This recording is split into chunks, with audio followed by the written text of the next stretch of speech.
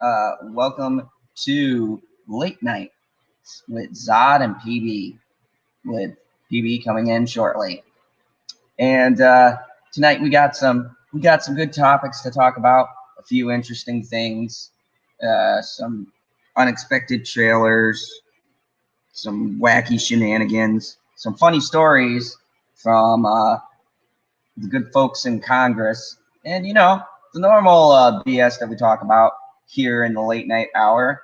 And with me starting things off, we have the best of the Jedi's, Mr. Stig. Welcome. How are you doing, sir?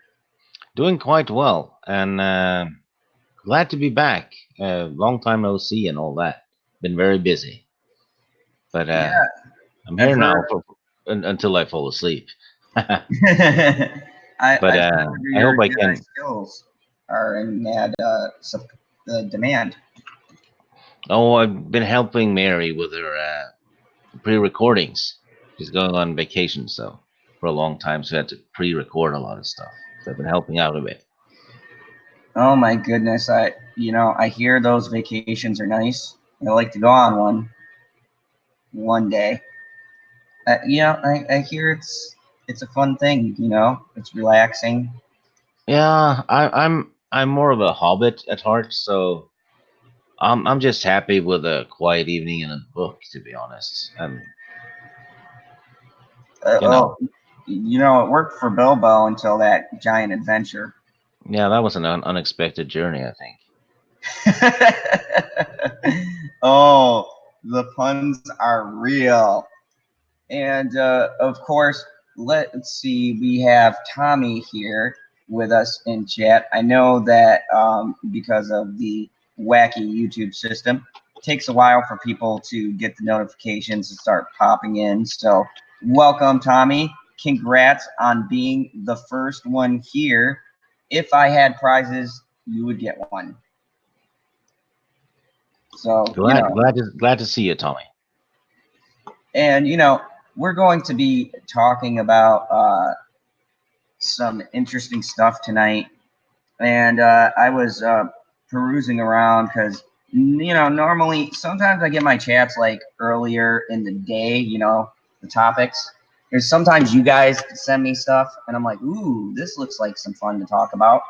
And then sometimes, I'm just like looking at the trending and I see ridiculous things and I'm like, oh my God, I have to cover this because it is too ridiculous to pass up, especially here on late night. But there was something that I did want to talk about.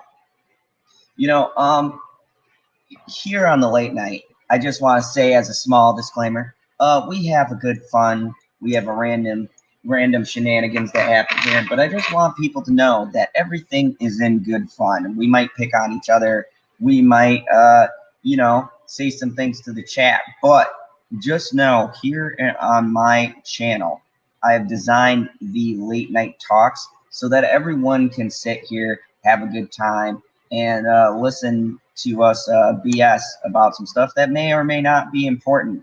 Um, I like doing this as sort of a late night show that's an alternative to late night shows because I haven't seen good stuff since the good old days of the late night wars. You remember those with Leonard and uh, Leno and all that. Kind of. I don't know if you've seen the late night wars, but they were quite entertaining. Across the world, we had our own wars. Oh, do you mean like literal wars or figurative late night fun Well, shenanigans?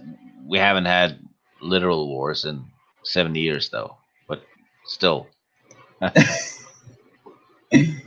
So we've got PB lurking in the chat. I assume he'll be in unless I go, oh, we're going to talk about Star Wars for 3 hours. Then he'll be in here. yeah, Butterfingers is in there as well. Welcome, Butterfingers. Always good. Good to see the normal late night connoisseurs come out Yeah, and, you know, start. Butterfingers just slipped in without us noticing. He tends to do that a lot. Every time I see that, I remember when he first appeared on my channel. I think he was Goldfinger or something. I thought that was a clever like play on words because of James Bond. And then he changed it, and now all I think about is the commercial. No one better lay a finger on my butterfingers. Did it leave you shaken but not stirred when he changed his neck? It did. It did. You know, Maybe there were some emotions stirred, but geekocidal tendencies. What's up? Good to see you. Good to see you lurking. Uh, Great to have all of you fine folks. The usual suspects in here. We're just kind of BSing. I'm waiting for a few more people to jump in before I get into our awesome topics that we have for you. And we do have some funny stuff and some unexpected trailer news. But before we start, I kind of got to plug my own video. I got a very early review out for The Joker, which is actually doing pretty good. Probably my highest numbers for a movie review that I've done in a while. So Well, if you're early and earlier than everyone else, that'll get you a lot more views, won't it? oh yeah. I was actually excited about that because it was on the award circuits. I was able to get a screening, and it's so good. I'll tell you, I'm gonna go and see it again. Hopefully, I can get a roundtable discussion going about the movie. So, it just sucks because I'm bound by silence. One, because a mass group of people will probably beat the ever loving crap out of me if I spoiled it, and two, because legal reasons. You don't accidentally spoil things, do you? Well, I've been told I've given spoilers away, but in my reviews, no, I don't. I give a very vague outline, and then I just tell my thoughts on the movie itself. So That's a good excuse, though. You can just go, no, that's not a spoiler. It's just a vague outline. You can actually say that about everything. my It's just an outline. my favorite thing to do is to reference the trailer, because if you say something that you like, but it's in the trailer, then technically it's not a spoiler. Yeah, I guess so. So I mean, there's a lot of things, that you can put in there, um, into your reviews, and give people a good idea without going too big. So I got that out, and I'm actually working on another movie review called Killer Man, which I'll have out. The movie surprised me. I went to see it tonight. So Did you did you review that movie called Crawl? Mm-hmm. I've been wanting to see that one for a while. I'm just waiting for it to come out on DVD because I hate going to the cinema. It's definitely a good. It's good for what it is. It surprised me, because when you go to see B movies, you don't expect much from them, but it does some things pretty good, you Hmm. know. So Does the croc does the gators look real? in some shots, yes, in some very clearly CGI. Hmm. So I mean, it's not sci-fi original. You could tell there's like a Hollywood budget behind it, but you still go, that looks fake as hell. So, the first topic I want to talk about, I actually wanted to wait for PD because I know it's something he'd want to talk about. Well, then we should do it before he gets there. I hear him screaming like, "No, you bastards! You do all the topics before I get in here." Matt's Mama Bear, welcome. Good to have you. So I was just waiting, shooting the breeze before it gets started. You know, trying to let everyone get in here before I start launching into my discussion. But yeah, I think I will skip over what my original topic was going to be, and we'll just come back to that one later. Um, I still got some. This one's gonna be this is gonna be a funny talks because all the stuff that I found, minus one or two things, have been hilarious. But I do want to get your take on something. Oh, fire Stay. away. Have you ever seen the movie Bad Boys? Yeah, the old with Will Smith and Martin Lawrence, right?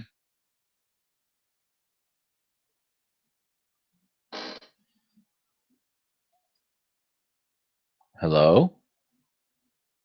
You're muted, Mr. Zod.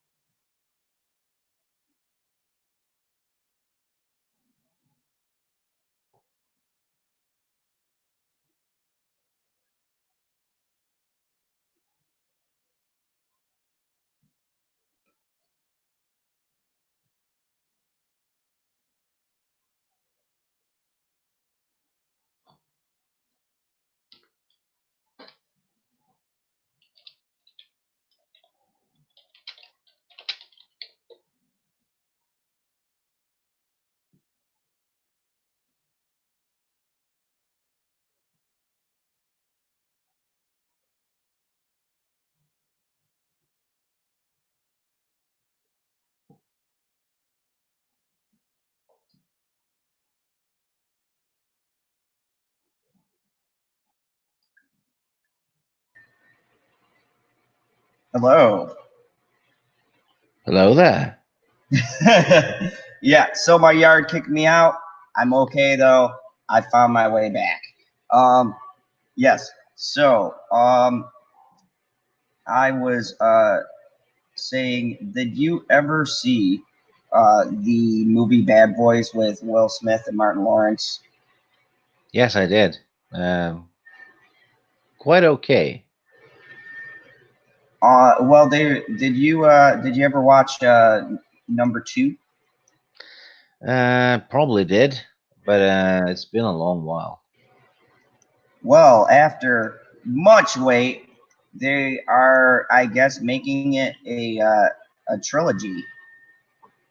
Okay. So Martin Lawrence and Will Smith have Bad Boys for Life coming out. They just dropped a new trailer. I really don't want to play the trailer because, you know, copyright and things. Let me see if I can get some screenshots here. So they're returning back in their classic roles.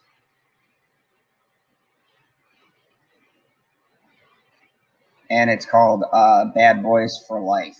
But instead of life, it has a three. So it's going to be pretty interesting. I'm wondering what direction they're going to go. If they're going to be like, the old buddy cops and things like that. But what do you think of them releasing a new Bad Boys after a lot of years have passed between the second film? I'll watch it, especially if they're just doing it like a sequel to the others and in the same tone and all that. I, I don't mind it. I only mind, reboots and remakes, to be honest. Yeah, and this one Um, isn't really a reboot or a remake. It's just a continuation. The yeah. thing that worries me is whenever these things that have been away for a while and they come back in the new culture that we're living in, there's always that fear that it's not going to be the same exact Bad Boys as it was. They tell a lot of racially charged jokes and things like that, and I'm wondering if they're going to have all that stuff in there. Um, I hope they do because that was what the old ones were like. Um, I don't know. The Bad Boys, they were good, but they weren't, a lethal weapon, I guess. Yeah, that's very true. So, Welcome, Cyber. Hello. hello, Kind of Cyber. tired. Hello. I'm kind of tired tonight. Well, it's good to have you on, anyways, buddy. So we're talking about the new Bad Boys trailer that dropped, Bad Boys for Life. It is the third Bad Boys in the series. And have you ever seen them? Nope. This is the first I've ever heard of him. Oh my goodness, Cyber. They're amazing movies. They're comical. They're funny. Will Smith and Martin Lawrence are hilarious. And the funny part is the sequel is just about, if not, I'd almost say maybe better than the original. Like, there's a scene in the movie where they have to infiltrate the KKK, and it's hilarious. It is by far probably one of the funniest sequences I've seen in a movie in a long time. I need to rewatch them. It's been like 15 years or something since I watched them.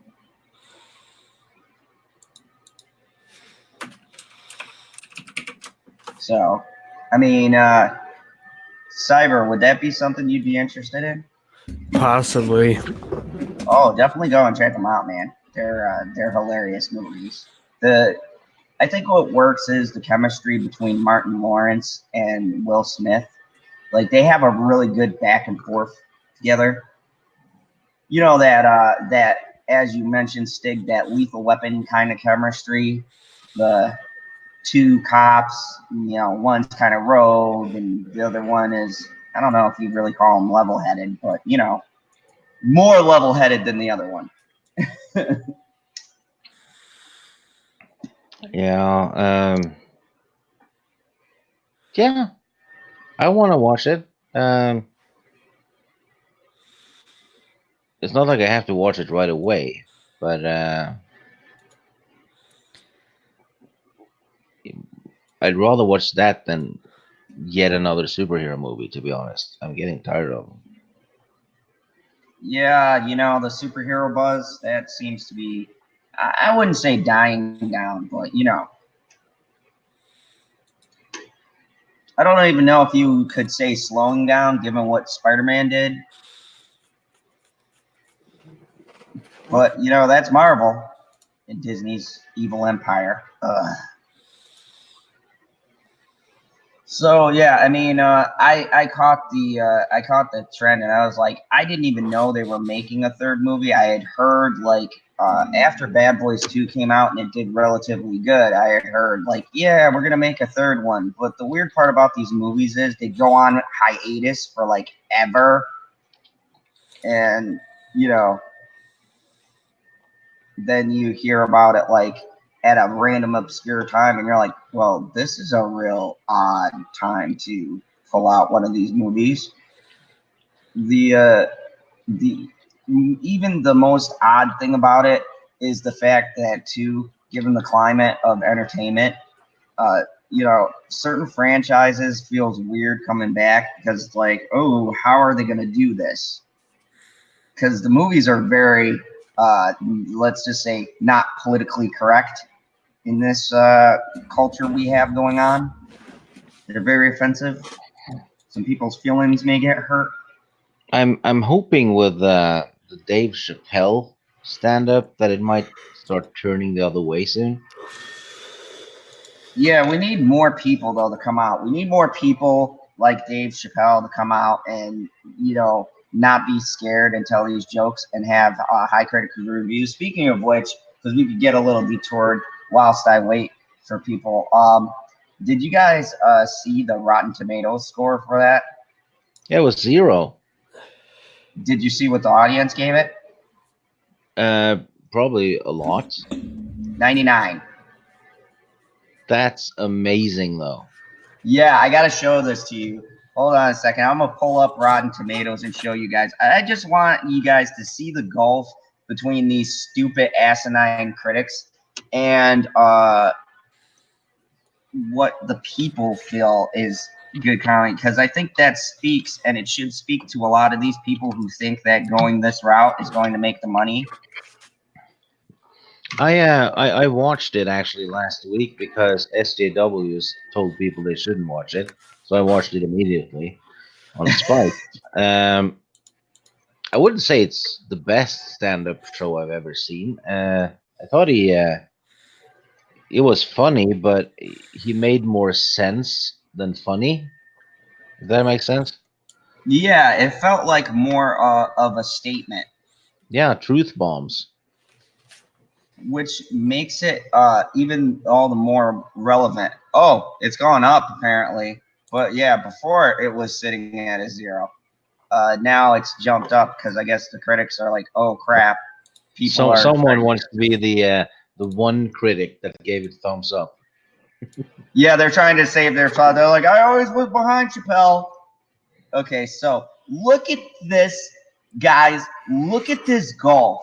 Like this is like Last Jedi numbers. Remember when those came out and then you slowly saw them drop and the golf was like unbelievably wide. Now look at that. 33% from a total of 9 of the top critics. 99% from 14,171 users on the website. You know That what? is It's a hell of an irony here, though. If good. uh, if a movie with a black lead or something gets panned by the audience for being bad, the critics scream racism. Yeah. Now they're giving, well, it used to be 0% to a stand-up show by a black fellow. I mean, So what?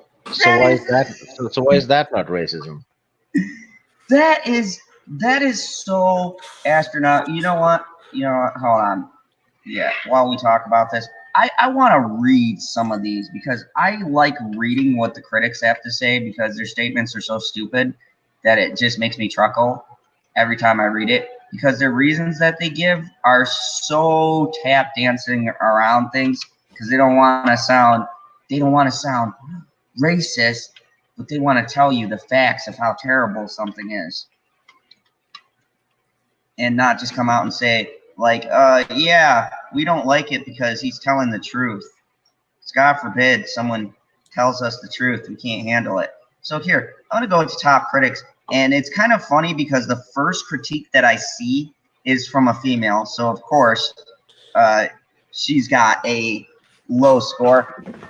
Let's go and read these. Inko Kang. Oh, she says, like dropping in on a rascal uncle who doesn't know or doesn't care how much he's disappointing you. That was insightful. Thank you. So glad you can give that very insightful little snippet. That's almost narcissistic. It's like she's making it be about her. And her uncle apparently who she doesn't like. So Yeah. He disappointed me. Right. That's a good point, Stig. He wasn't trying to entertain her. Yeah, it's like my But, uncle has different opinions, and that disappointed me. So I had to downvote him. Ian Thomas. Oh, here we go. Lacking empathy can certainly be amusing, but Sticks and Stones is a tired routine by a man who forgot to layer jokes into his act, too often sounding like a pundit on Fox News. So we know where she is. Why the fuck do you need empathy if you're a stand-up comedian? Yeah, and she had to bring politics into it. Oh yeah. He sounds like someone who works for Fox News. What you saying? Because they automatically like go there when they're trying to compare something. Did you know? didn't he bash Fox News in one of the jokes though? Yes, he bashes everyone. Yeah, I thought he did. Anyway, He maybe bashes everyone equally. Some of these reviews are kind of reminding me of Motley Crue's The Dirt reviews. People are all offended by it, and that's the reason why they hated it. yeah. John says he's one of the few comedians who can really touch on a lot of different sensitive topics and still make it funny. See, John has a sense of humor. He Yeah. understands. Jordan says there's an overwhelming feeling of the now as you watch Sticks and Stones, it feels immediate a plea from one of our very best comedians to his own audience to stop the hysteria. Jordan, I don't know who you are, but good on you. Netflix has its own rating thing too that the fans use, right? Are Yep. we able to pull that up and look at what that says? Yeah, as soon as I go through these top critics, I'll go to the fans. Now, my personal favorite one, because I'm subscribed to Jeremy Johns and I love him. Jeremy, if you hear me, you're always welcome on the channel. Jeremy Johns says, I couldn't help but appreciate the fact that, well, this guy will do it. He'll go there. And Allison Herman says, Sticks and Stones is designed to generate inflammatory coverage. It's a symbolic cycle with no end in sight. And it's becoming the last thing a beloved provocateur should ever want to be. Predictable. Yeah, The Ringer is trash. Well, that just makes me want to watch it a second time. Garrett Martin says, Sticks and Stones is terrible, and Dave Chappelle can only blame himself for that. Ooh, he's taking a stand. Pasta Magazine. I've never even heard of you. Alcy Ringafo from Entertainment Voice. God, that's a mouthful. Sticks and Stones isn't necessarily a failure. It just feels like Chappelle presenting half-formed material with few jokes that truly hit hard or stand out. Yeah, didn't watch it. Kyle Smith says, the set mostly missed the mark. And what is the mark? The truth. Chappelle remains one of the most vital and certainly among the most daring of stand-ups. His latest hour is a setback. Okay, because he was telling the truth about you guys, so you don't like it? I said this No. several months ago. I can't, maybe a month or two ago. I can't remember whose stream I was on, and I mentioned, I think Vase was in the chat. That's all I can remember because he commented on it. But I said, we need another George Carlin. Somebody that can push it, is not afraid to push the envelope. You can just say these things, offend people, but also make it funny. Because people got to stop being so sensitive about things. And then Dave Chappelle was the one that decided to do that. Look, Yeah, you got regular people enjoying him, and then people who are in someone's pocket hating him. yeah. Mike R says absolutely amazing. What we needed. A plus plus plus plus plus. Giovanni G says, yo, I can't stop rolling on the floor. What a breath of fresh air in a new world where everyone and everything is offensive. Thank you, Chappelle. This was great. Amazing movie. It's so great to actually be able to tell jokes in a comedy special without having to say sorry after every joke. What happened to PPL? Never apologize to SJWs. If you do Yep. that, they own you. Exactly. Hilarious. The epilogue is really great. He never disappoints. If something you say offends an SJW, what you should do is just say it again. I mean, and most of these are real people. They have real accounts. Even the people who don't put like a thing on because they say, oh, those are trolls. No, they're not. They're people. I didn't put an avatar on my thing forever. Not a lot of people do on review sites because you're just going to throw a little review in there and then move on with your life. I mean, look at this. I've gone 3-4 pages, and I've yet to see a bad score from people. Look at it. That is I see amazing. 4 or 5 stars because some people won't rate full 5 stars because not everybody does that. What does Mr. 3 stars say right there? Or is it Yeah, I just was a reading through mouthful? it. You clicked on my face, bitch.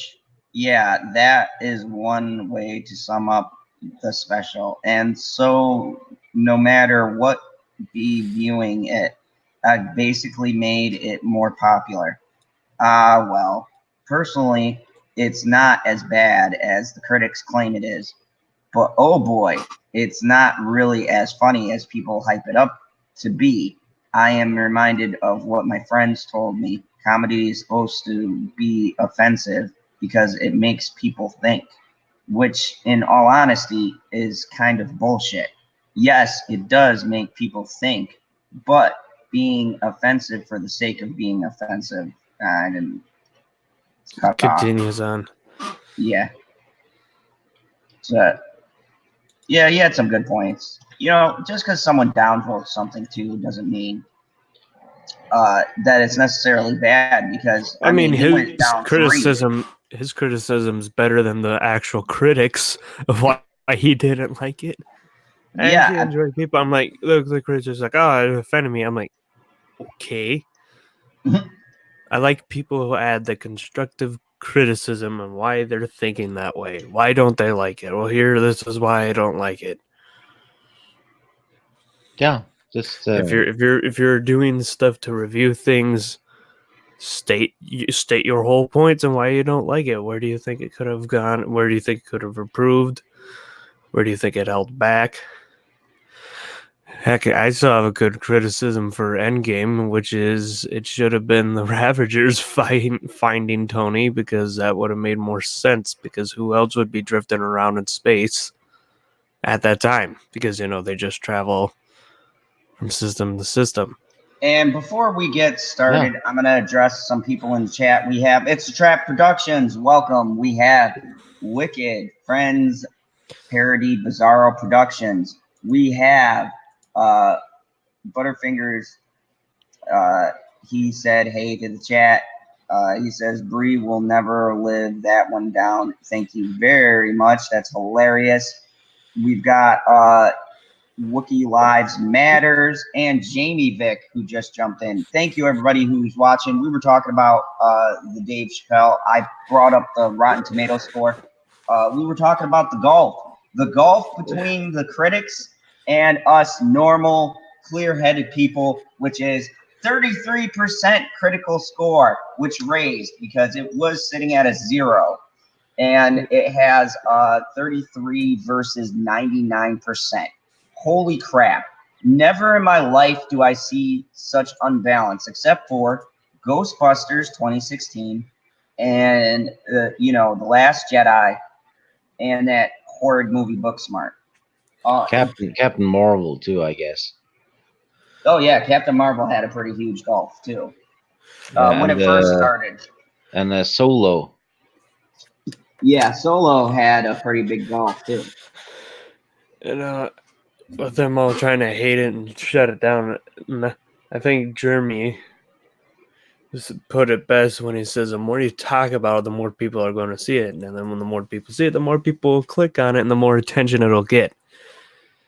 Exactly. That's also great example of this is the Paul brothers. Both are annoying as shit, but people don't stop talking about them. So guess who got more traffic? Them. Same thing with Fortnite. You were talking pro about it, negative about it. It still gave attention to the game and brought an audience to the game. Yeah, spot on. And if you talk negative about something and let's say it's like free or it doesn't cost that much money, you go, oh, is it that bad? And you go there and you watch it and then you decide it for yourself. Yeah. That's what's frustrating. I mean, that's the thing about whenever I see mixed reviews, it's like, well, it looks like I got to see for myself then. But these are, you can't even call these mixed reviews. This is a straight review bombing. This is like critics sometimes used to pan things, and there'd be pan movies every once in a while, and then the general audience would see them and love them. That's how we got the cult classics that we have. Yeah. And critically, they weren't a success, but to the people, they loved them. And you know what? Back in those times, I didn't really blame the critics because they were listing reasons of why it was generally not a good film. But in this day and age, they just nosedive ratings just because they're trying to keep it from the general audience, which is asinine because it makes the general audience more intrigued by what you're trying to roadblock. Welcome, Remember Sheldon. 4 months ago when the critics were accusing the viewers of review bombing Captain Marvel, Oh yeah. and now When they're actually doing it themselves.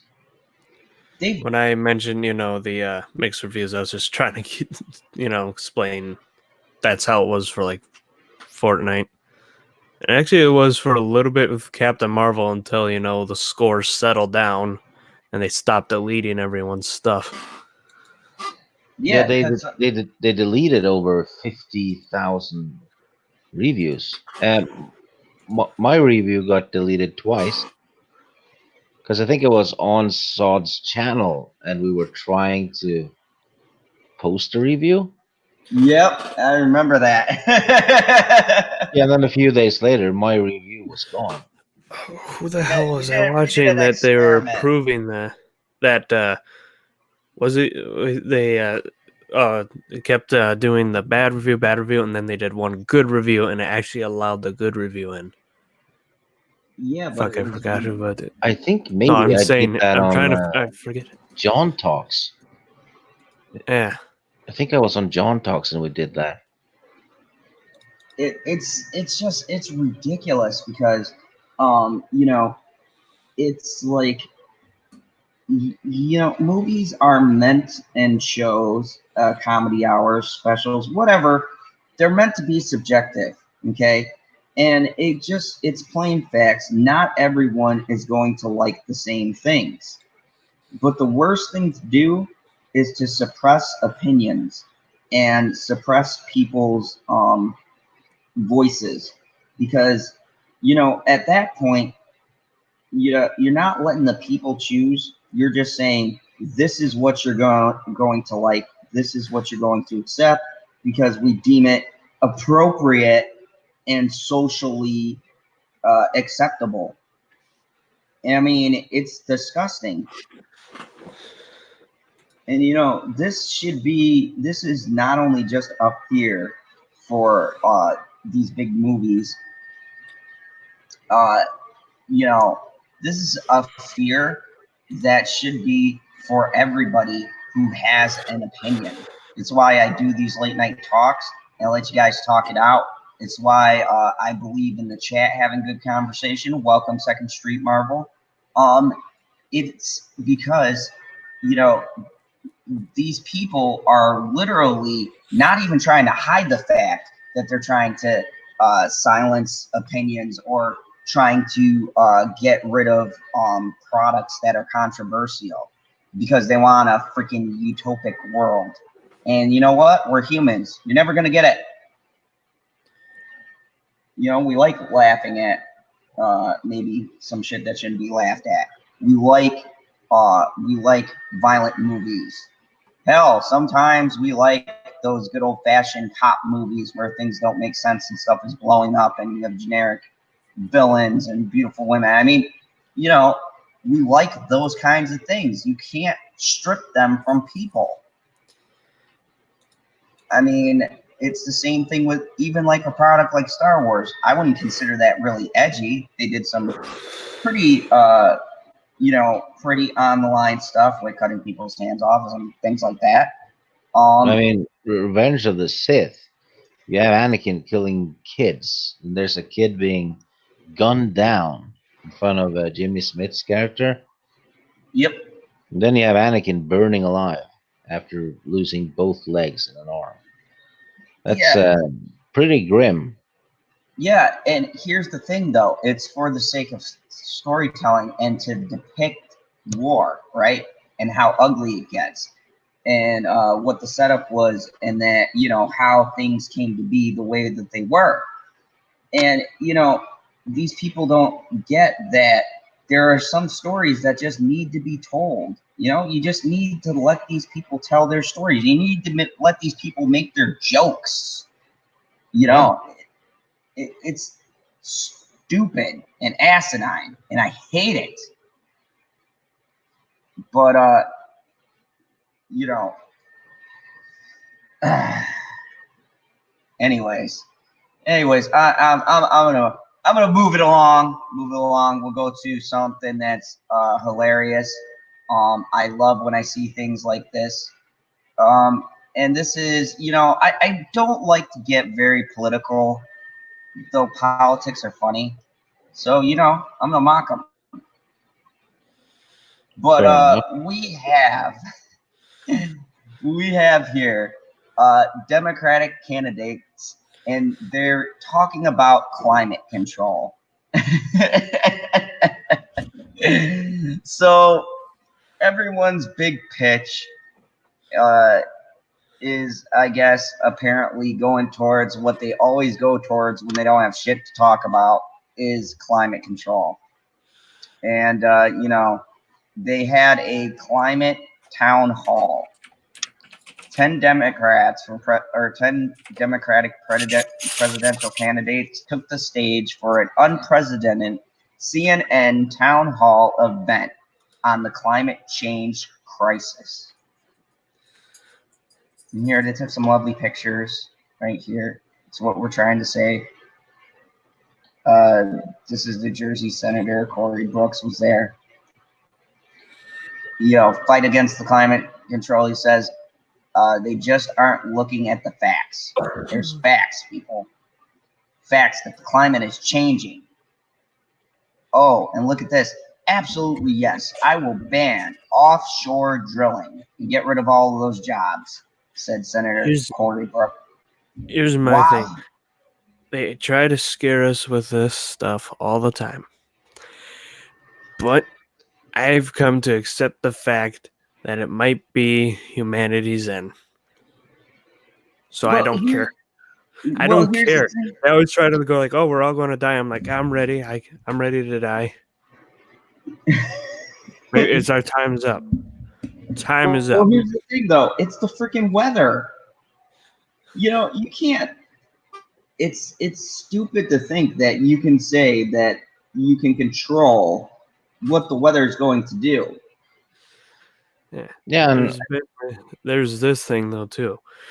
Every time before every single ice age, it gets really hot on Earth, and then it gets cold, because that is the Earth's reaction and response to it heating up. It gets cold, and then it creates another ice age, and we're kind of overdue for an ice age.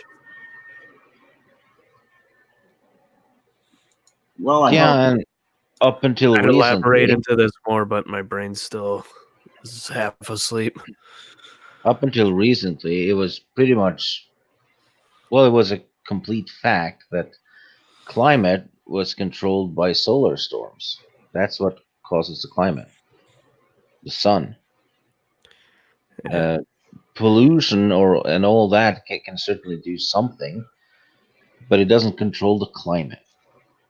There was a thing that came out a few days ago, and my brother sent it to me. It's like NASA revealed so a lot of things with the climate changing has to do with Earth's orbit, rotation around the sun. Yeah. Most of the times. The thing is, I don't know which way Earth is going, but there's some of our planets that are going towards our sun while it's orbiting, and there's things that are going away from it while it's orbiting.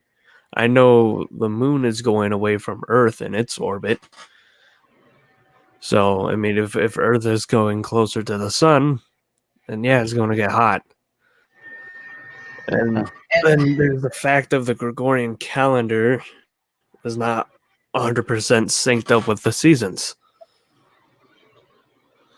There's Yeah. a lot of things you can look at before you just say, "Oh, there's climate change." Do I agree we need to lower pollution in places like China? Yes. But there's so many factors you got to look in, and besides just saying it's climate change. That's why I always hate this topic with politics. Oh, here's a great one. Benito Oroku says he rejects the claims that Americans have to radically or fundamentally change what they eat in order to lessen meat production's impact on carbon pollution. We just have to be more responsible. So they're talking about too what we eat, because apparently that affects. Stop drinking coffee. That's why they set the Amazon on fire. I'm not kidding. Some of those are contracted or farmers for coffee beans. Most of them are recently. Of those recent fires, it's not for the cattle, it's for the freaking coffee beans. You can't blame one thing. This is a good one too, from everyone's favorite, Elizabeth Warren. This broad is 50 Shades of Crazy. She says they want to be able to stir up a lot of controversy around your light bulbs and your straws and around your cheeseburgers. And then Senator Elizabeth Warren says the fossil fuel companies are trying to distract you from the impact on the climate.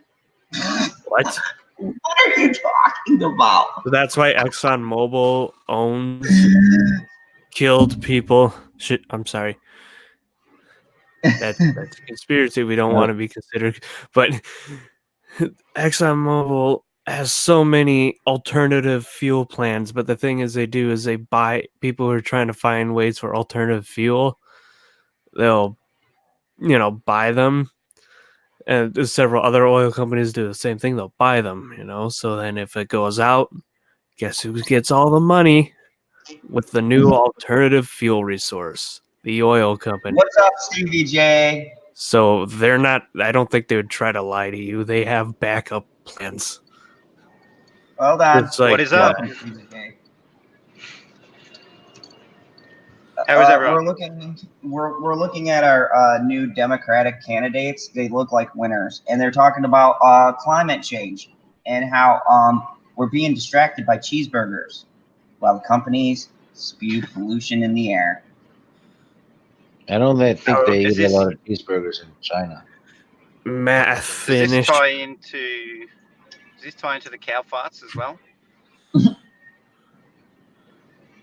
it tie into that as well? I didn't hear that yet. I've been running through what the Democrats have been saying. So, what were you saying, Cyber? So, I was saying they have, the oil companies have these backup plans. They have the alternative fuels that they've bought from people who are trying to investigate it, or sometimes they take it by force. But they have these backup plans in case their primary source goes out. And there's other companies that do that too, such as the cigarette company. They have all these other companies that aren't even related to, like Marlboro has all these companies that aren't even related to cigarettes, and pretty much all the big tobacco companies, since it's becoming legal, are buying hemp. And then my last good explanation is McDonald's. Everyone thinks McDonald's would cripple so easily when they have three things that have built them, which is they're a big toy producer, fast food, everyone knows that, and they have real estate. So because they own land all across the world. It's just, I don't know. If you're trying to blame, when you get into the corporate stuff, there's a reason these companies are big. Because they have their hand in all these little things, so they don't easily fall. Well, here's the other thing I wanted to bring up from Joe Biden. So Joe Biden has a quote that says, "We can take millions of vehicles off the road if we have a high-speed rail." So That's just gonna Biden create. wants to take us all off the road and put on high-speed railways. I really hate politics, and I don't know why I keep going on right now. Cause and effect. Yeah, you get rid of those, but now you're creating more emissions because you have to create the resources to build these rails and the trains. That's why it's better to buy used cars over a new fucking Tesla. I'm gonna hate myself when I wake up in the morning because my sleepy brain is like, yeah, you're going to spew out tonight. Stevie I J, don't like doing politics. Stevie J, what do you think about them removing all of the cars and putting in high-speed railways to save on carbon emissions? Yeah, I don't know. I think it's small fry. It's not going to make much of a difference. And I think something that they've focused on a lot is the first world countries.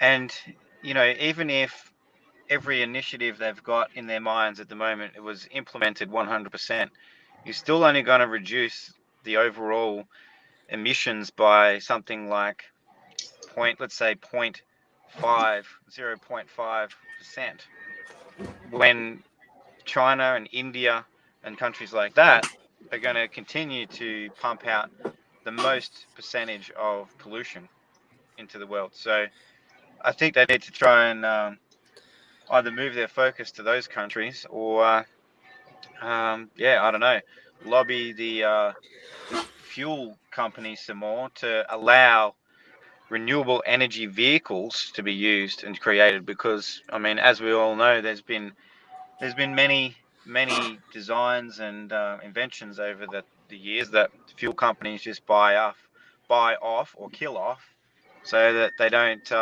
ruin their income. Exactly. And I think this has been a nonstop, never-ending argument. And look, it's ridiculous that these big foreign countries that are polluting. Shellbeck said it pretty good in the chat here. He said China and India are way bigger polluters than the U.S., which is true. You've got tons of people, overpopulation, all of that shit going into the air, and yet here in the U.S., we're the biggest polluters. Offshore drilling is causing so much of environmental damage and all of this crap. And you know what? What about the flip side of this? What about the fact that you get rid of someone drilling offshore, right? You get rid of offshore drilling, let's just say, one day. And then what are those people going to do in those jobs? First off, that's a highly dangerous job. And then people get paid quite well to do that job. And they've got families and things that depend on them being paid for doing what they do. And so you're going to make all those people unemployed. And what? Are you going to find them jobs? Because I don't hear any solutions for when they make these big changes. Like they talk about, they're literally talking about putting people out of jobs with these stupid plans. And they don't say what's going to happen to the common person working. So what? You're just going to tell them, oh, yeah, you're done. Well, what am I going to do? Good luck. People on those oil rigs too will be out there for about 6 months from time to time. But that's They won't see their family for 6 months because they decided to work on that piece of equipment. Exactly. And they're doing it for their families. It's like these people forget that there's more factors than just your stupid political platform or cleaning up the environment. You've got people's livelihoods in jeopardy as well. If you make cuts somewhere, then you've got to, by the law of cutting something, you've got to take it from somewhere else. Now, if you're talking in the sense of budgetary cuts, then the money's got to come from something else. If you're talking about cutting facilities and things like that, then you're basically talking about firing a bunch of people, getting rid of them, and well, they're shit out of luck, or you should have picked a different skill. Yeah. There's Yeah, the it's funny that you say that because about the jobs and everything. Because something they did here a few years ago, they introduced something called the carbon tax. So they're basically taxing any high emissions industries. And so what they did was they massively taxed the biggest earner for our economy, which is the mining industry. So the iron ore mines specifically. And so they were putting this exorbitant tax on our biggest industry and therefore shrinking it. So the amount of money going into our economy that was driven by those mining companies started to shrink because they were cutting jobs, they were cutting the sites that they were using, the amount of mines they had, all of that kind of stuff was just shrinking because they were being charged this exorbitant tax. Yeah, and how the hell? And that's the other thing too. It's a deal with the devil in a sense. Okay, yes, there are bad points to each of these industries. We've seen it throughout the years. It happens. Welcome, Matt Vader 74. But here's the thing too. You got to think about these industries employ millions of people. They bring in revenue. If you cut from one stream, you damn sure better have another stream of revenue that you're tapping into, because you are effectively not only taking money out, but you're also taking out people. And then you're dealing with people with less jobs, which means unemployment goes up, which means, welfare and all of those other aids have to go up to compensate for the people now not working. It's why these idiot people continue with stupid vicious cycles, because they don't see the bigger picture, or maybe they don't want to see the bigger picture. They just want to win, so they say a bunch of stupid shit that doesn't make any sense when you think about it in the grand scheme of everything, when you think about it in the grand scheme of industry as a whole. It's like, yeah, what are you going to do for these people after you take their jobs? What Yeah. direction are you going in here? I think you hit the nail on the head, mate, because I saw an interview with a politician once. It was in the US, and he was asked what the main goal of of a politician, what the main goal of a politician is, and his response was to be re-elected by his or her constituents. And That's it. then he quickly went, oh, and to help the community, and he realized what he'd said, but it was too late. Like, that was the honest answer. That it was the goal was purely just to be re-elected, not to make any real meaningful change or improve people's lives at all. And that's the thing that we've lost along the way here, which is why so many people are fed up, and some people in general don't want to talk politics, because it's like they do this song and dance, and they dance around in an endless circle to the same beat over and over again.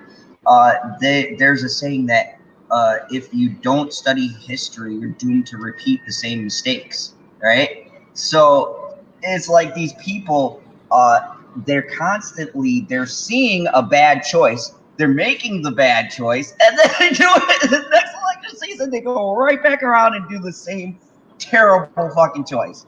It's so asinine. It blows my mind.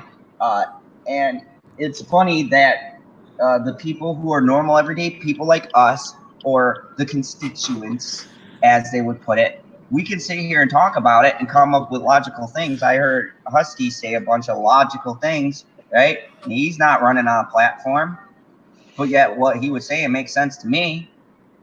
And yet these people whose whole life, all of their schooling, everything that they do is dependent on learning economics and sociology and studying people and studying the economy. And yet all of that goes out the window when they get a position. I can't for the life of me understand how that happens. But Yep. yeah, it's just ridiculous. So I wanted to follow up. We were covering something a while ago, and I want to get you guys' opinions about the tragedy that happened with the Walmarts. And so I wanted to kind of go over. There is a store called Kroger, and after all of that happened, apparently Kroger to the customers said no more open carry. I don't So, think those exist here. I don't think they exist where I'm at either. I've never heard of them, so they must be a local, chain trying to compete. But I want to look up a map. Keep going. I'm looking up a map. Cool. Then you could give us a roundabout where they exist at. Kroger has called on customers to refrain from open carrying firearms in its stores where state laws allow it, joining Walmart in changing its policy after 7 people were killed in the Texas shooting on Saturday. Kroger is respectfully asking that customers no longer openly carry firearms into our store and other authorized law enforcement officers. Jessica Edelman, Group Vice President of Corporate Affairs, told CNBC in an emailed statement Tuesday. We are also joining those encouraging our weapons from those who have been found to pose a risk for violence. The supermarket chain said. The retailer said it recognized the growing chorus of Americans who are no longer comfortable with the status quo. After a string of mass shootings in recent months, the announcement came after the National Rifle Association, or the NRA, reacted swiftly to Walmart's decision to limit ammunition sales on Tuesday, accusing the retail giant of victimizing law-abiding Americans and suggesting gun owners will boycott by going to other retailers who are more supportive of America's fundamental freedoms.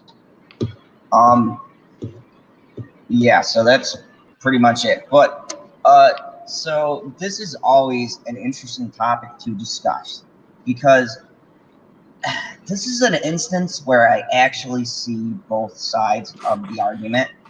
And you guys are more than willing to barrage me in the comments. I'm a soldier. I do have a carrying permit. But I understand.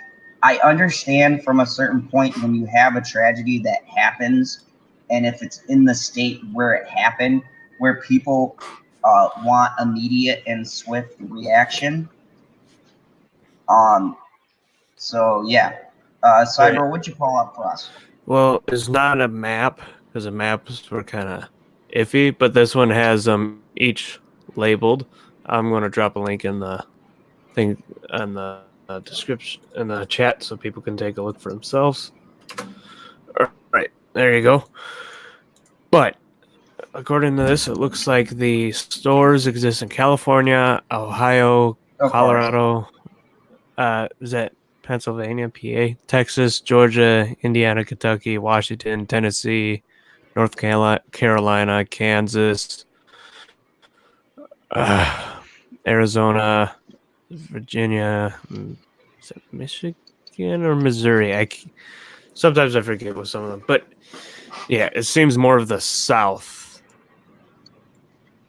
But I think California is their home because usually when there's a lot of stores in one state, that's usually where their home is.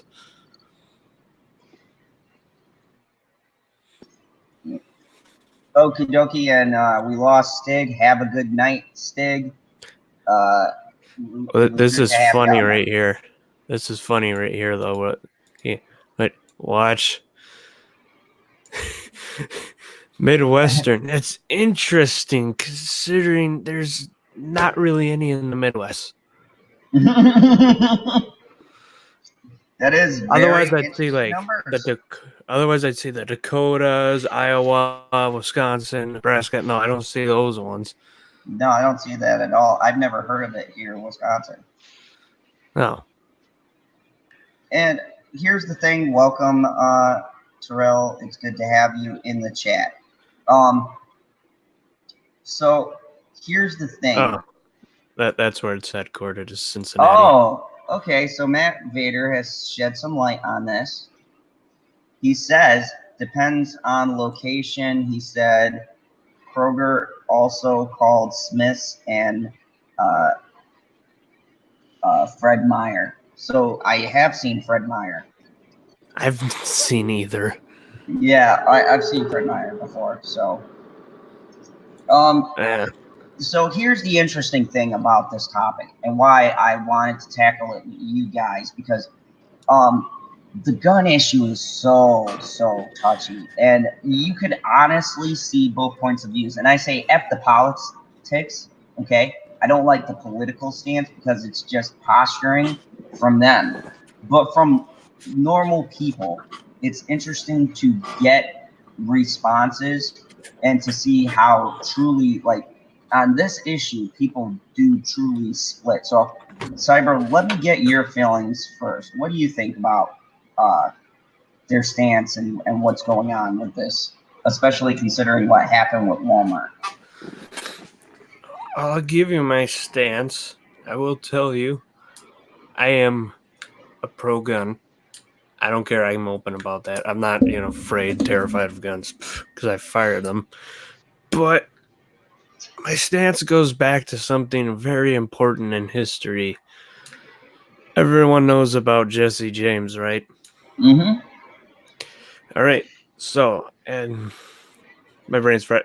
Oh, I'm trying to make sure I know the Northfield. I wanted to say this other thing, but that's a shopping district.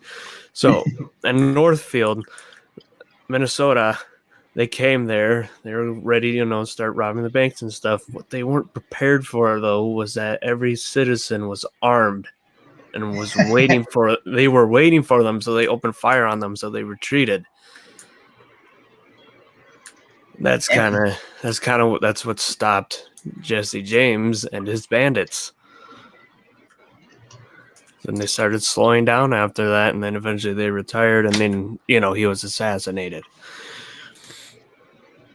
But pretty much, if the people in that town weren't armed and ready to fight back, he probably would have gone, shut up the place, robbed the bank, and kept going straight up Minnesota, probably Yeah, reaching Minneapolis and St. Paul, which were the cities that had money at the time. yeah, very true. Shellback, kiss my ass.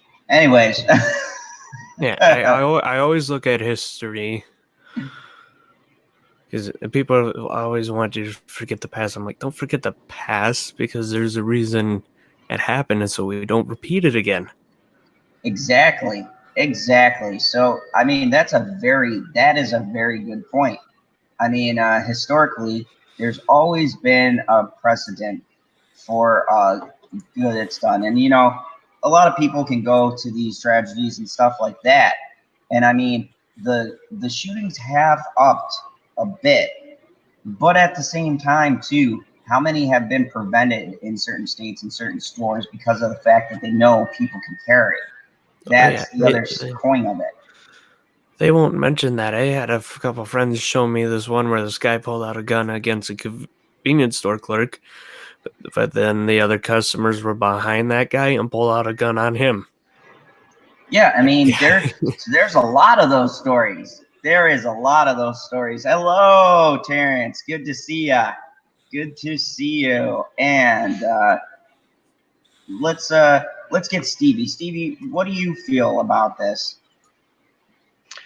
So I'm a gun owner as well, and so I think everyone has or should have a right to own a gun.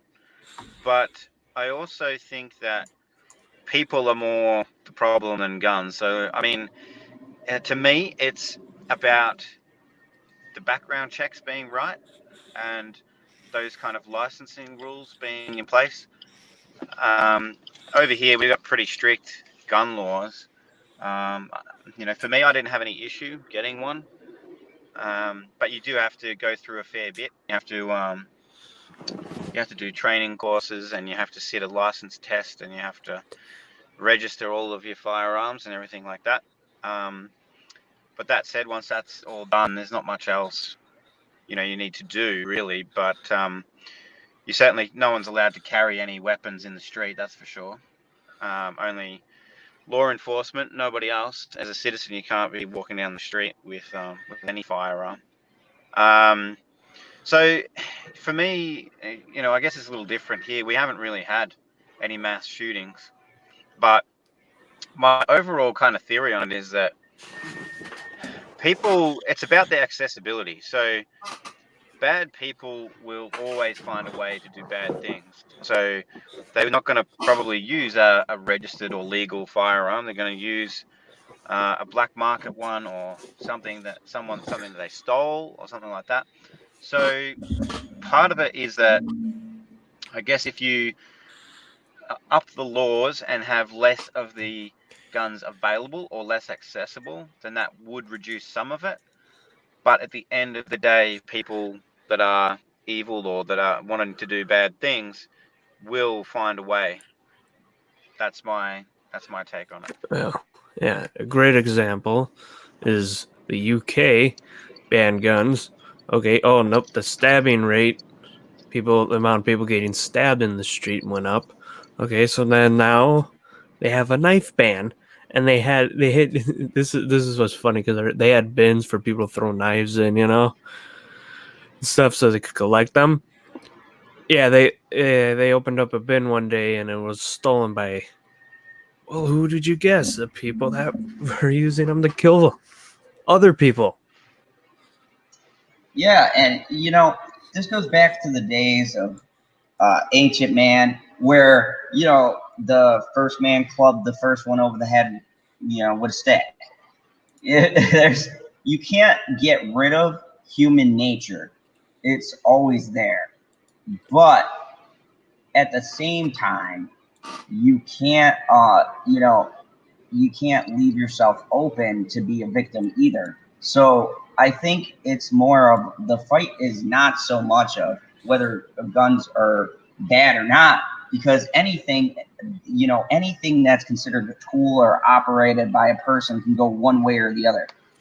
We've seen computers do just as much damage as a handgun, right?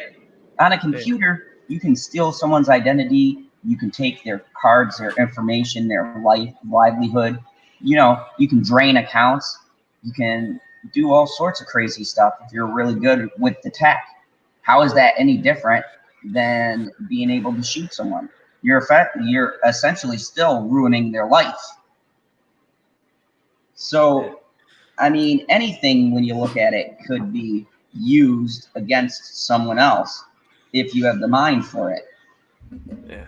And there's mental health where people, I'm sorry to say this, but there's a lot of people, when they talk about mental health, the only thing that comes to their mind is depression. I know it's a serious issue in the world, but some people, even like the fucking YouTuber one, I got pissed the shit off of it, and like, oh, I was so glad about the YouTubers that talked about mental health. I'm like, okay, how about you just call it depression? Because that's all the YouTubers talked about of the year 2018 was depression, and not mental health as a whole, such as autism, schizophrenia, psychopathy, etc., etc. It's a broad subject, but sometimes people only want to recognize it as one, and then they won't tell people. People won't get themselves checked or anything for mental health issues, which I still think everyone should be at least screened once during their lifetime for any mental health issue. And I just like to point out something Jamie Vick said. She said the founding fathers thought that gun ownership was important enough an issue that the amendment that allows it is only second to free speech. So, I mean, and seeing the time period that the founding fathers came from, you could kind of understand where they would put that as a high priority. And look, Cyber, you bring up great points here. There's a lot of issues that are ignored or glazed over as to why these things happen. You're talking about a lot of social issues that get kind of like swept aside, and it's just like, yeah, we're tackling one thing, but what about the other things? What about helping people work through their emotional issues or through their problems, just listening to someone, right? And then, you know, this ties into the PC culture we have because they're on the other side saying that opinions are wrong, and it drives normal people like us freaking nuts. You know what's also annoying after what I said is there are the people that think, no, it's not mental health issues still again. I'm like, but no, people have mental health issues. I want to trust somebody who has several mental health issues with a freaking spoon because they'd find a way to kill somebody with it. Yeah, I mean it's a combination. It's a combination of a bunch of different things, you know. And the thing is that you know people don't want to tackle both sides of it. They only want to tackle one side of it because it's the side that aligns with whatever the hell they're trying to do. And Yeah. you know, saying that oh it's just this one thing is not looking at the problem as a whole. Therefore, you're not tackling the whole. You're just tackling one part of what is creating the bigger issue. And I think that should be the biggest takeaway of this Walmart thing is that we've got to start addressing the people behind these things, you know, and not just shuffling them off or, you know, having someone going, oh, you know, you're all right. You know, Terrence brings up a good point. He says humans are violent, emotional creatures by nature. All humans have the potential to be evil. All it takes is the right set of circumstances. Guns are not the problem. Humans are. That's right. People. And here's another thing I'd like to say because they said there was another problem in Texas. Both events happen in southern Texas where the crime rate is high. Yeah, and I think that's another thing you got to take into account too when you're doing these statistics is where they are located too. And it's sad that us on the panel could put all of this together, you know, geography, how a person is living, what the conditions are like. I mean, these are all things that psychiatrists study. These are things that, you know, these people supposedly know, but yet they want to all hone in on one particular issue or one particular item. And it's stupid. I don't understand it. How many times do you have to dance around you know an issue before you land on a truth? And the truth is that it's not just one thing, it's several mitigating factors. I mean, what do you think, Stevie? Would you take it as a whole, or are you saying, or do you think we should go no, it's just one thing, it's just these guns, they're all so evil, they make people monsters?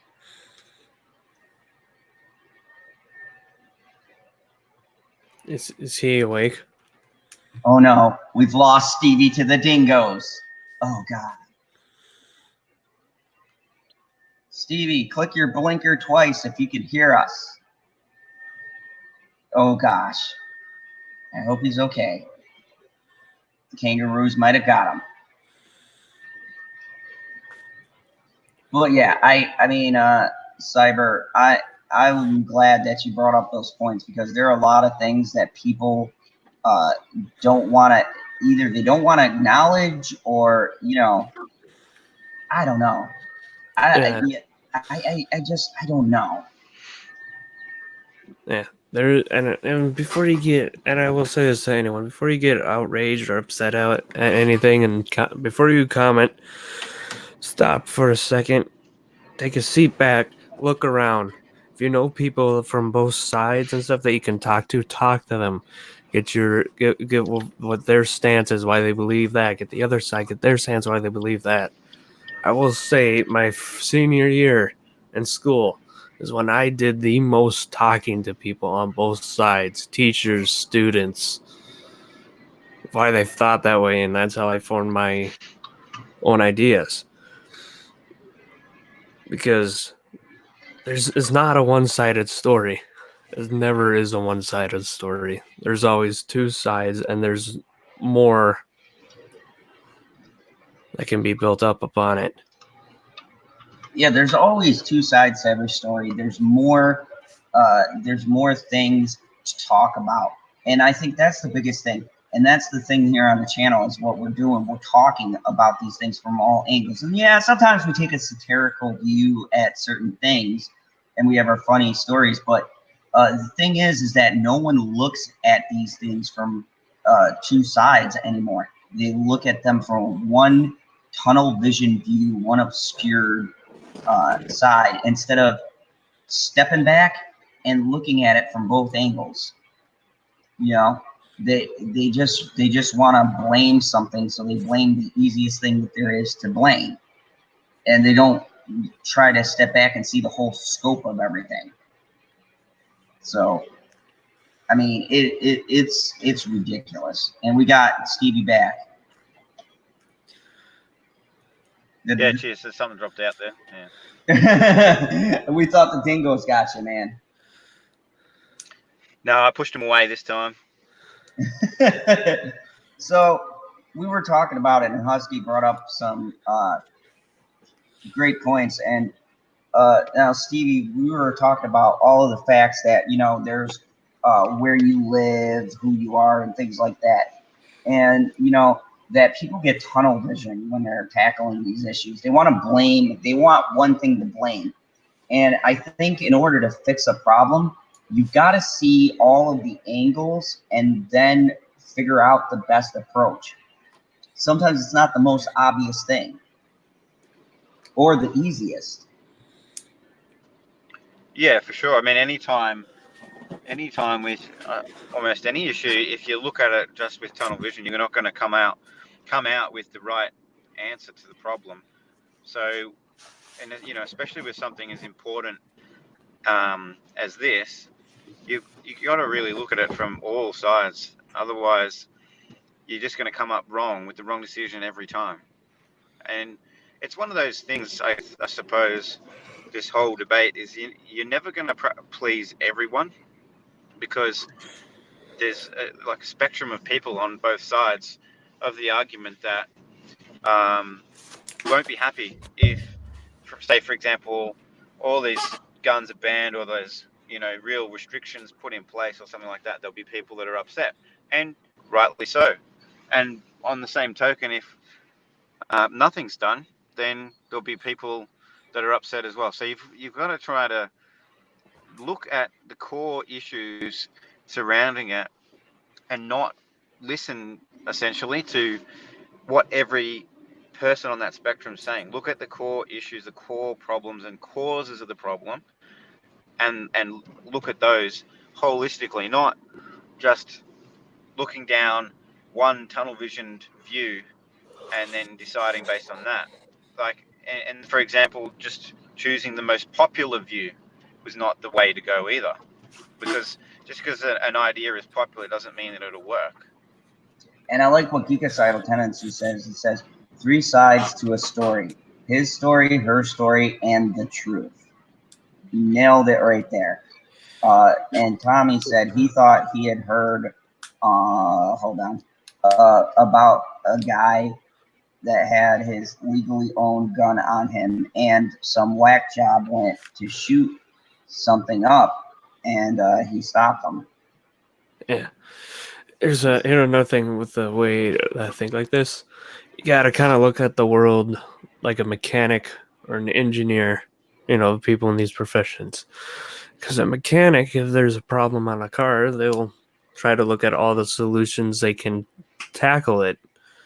Because sometimes the best solution's not always the easiest.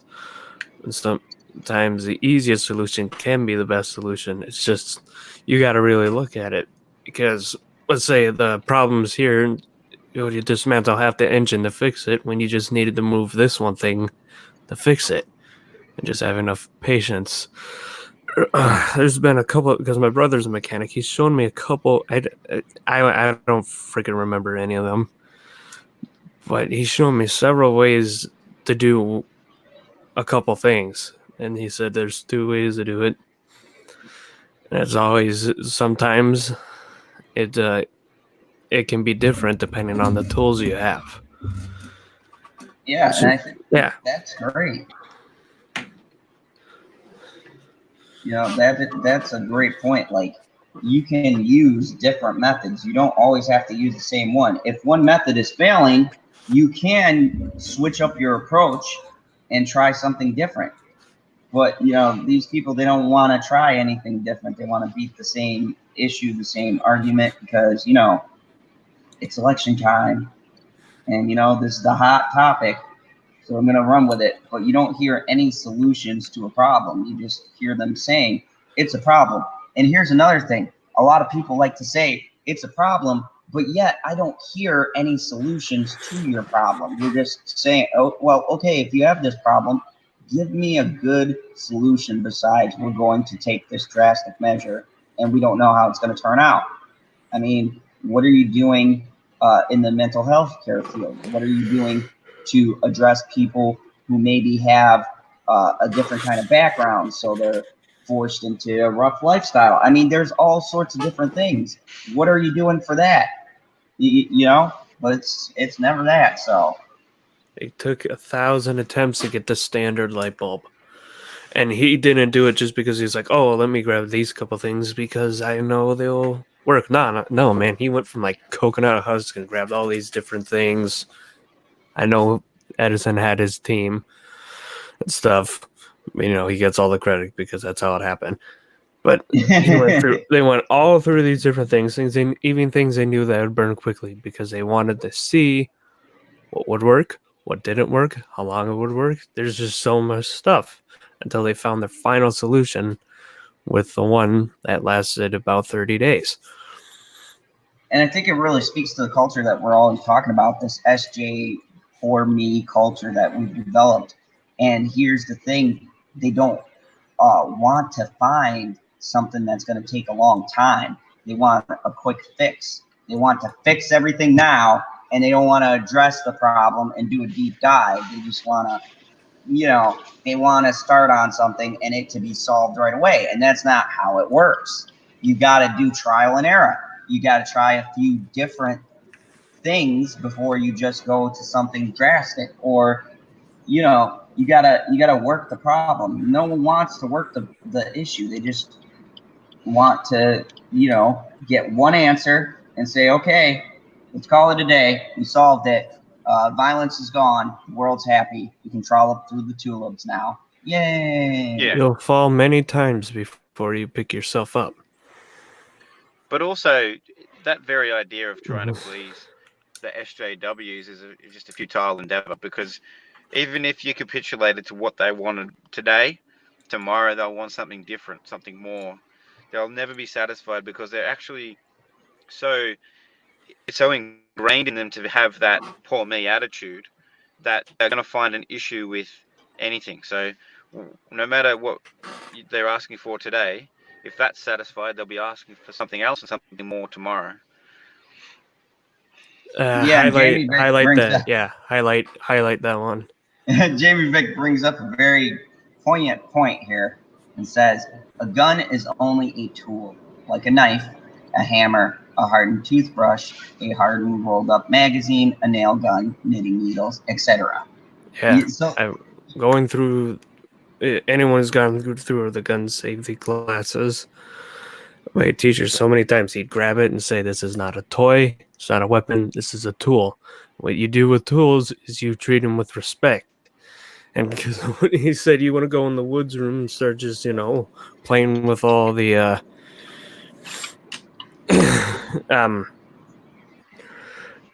it's like, all the saws and stuff. Because I had a gun safety in class. It was a part of one of my classes. Not every class does. In the class that I had, not everybody does it with that class. Although it is a part of it. Yeah, I would like to bring up something to you guys. I don't know if you've heard about it, especially you, Stevie, but you may have, because it was pretty big news. Do you guys remember that Slender Man stabbing? Yeah. That happened in Wisconsin. Wait, was it Wisconsin? Yes. I can't remember. Yes, it was a huge thing. The two girls, the friend. That's it. Okay. The whole thing is, I'm like, okay, you guys are stupid and don't know anything about the character because he doesn't require sacrifice. It's just a Well, here's creature the thing. that goes after you and kills you in the woods. But Yeah, these there's two kids a got myth. freaked out about it. Thought it needed a sacrifice. I tried killing their friend, and I forgot if they got tried juvenile or as an adult. They got tried as a, I want to say an adult, that they actually tried them as an adult, and the one girl got 40 years in a mental hospital. The other one is pled guilty to attempted first-degree intentional slaughter. Now, here's the thing that is amazing about this story, Stevie. This was based on an internet myth about Slender Man. They led It started with a game. Started yeah, with a fun little game. yeah, and they And were then, the internet made some stories with it because people like making stories with things like that if they don't have it because it's fun. Then yeah, there's the people take it it was serious. like this thing that comes after you and whatnot. But the big thing was, so these girls led their friend into the woods, and they wind up stabbing the girl like 15 times. And here's the crazy part, Stevie. She lived.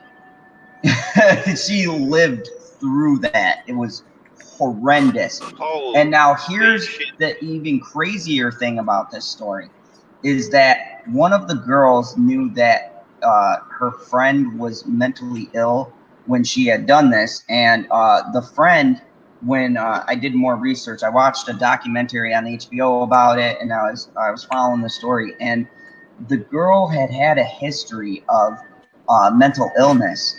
Her dad was diagnosed with borderline schizophrenic personality, and they never told the daughter that she had that, and I can understand it's not something you tell your kid, but they never actively sought help for it because they didn't want to draw attention to the fact that this was a thing in the family history.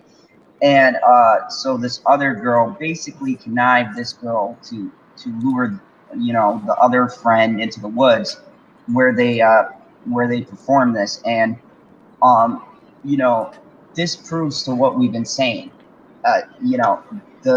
This mentally ill girl was manipulated into doing this terrible thing. So now she's going to spend 40 years in a mental health facility, and this other girl is going to jail for first-degree intentional manslaughter or homicide. I'm sorry, homicide, intentional homicide.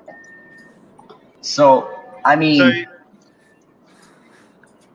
I was just gonna say, what's the idea? Like, why were they stabbing this girl? Is it something to do with trying to this Slender Man thing? Like, No, they're They wanted to- sacrificing him so he would spare them. That's what, right, yeah. okay, gotcha. Yeah, that's messed up. That's messed up. and Terrence, I understand what you're saying in the comments, but one of the girls actually was being manipulated. I watched the story. She was actually, her mental health was degrading, and everyone was ignoring it.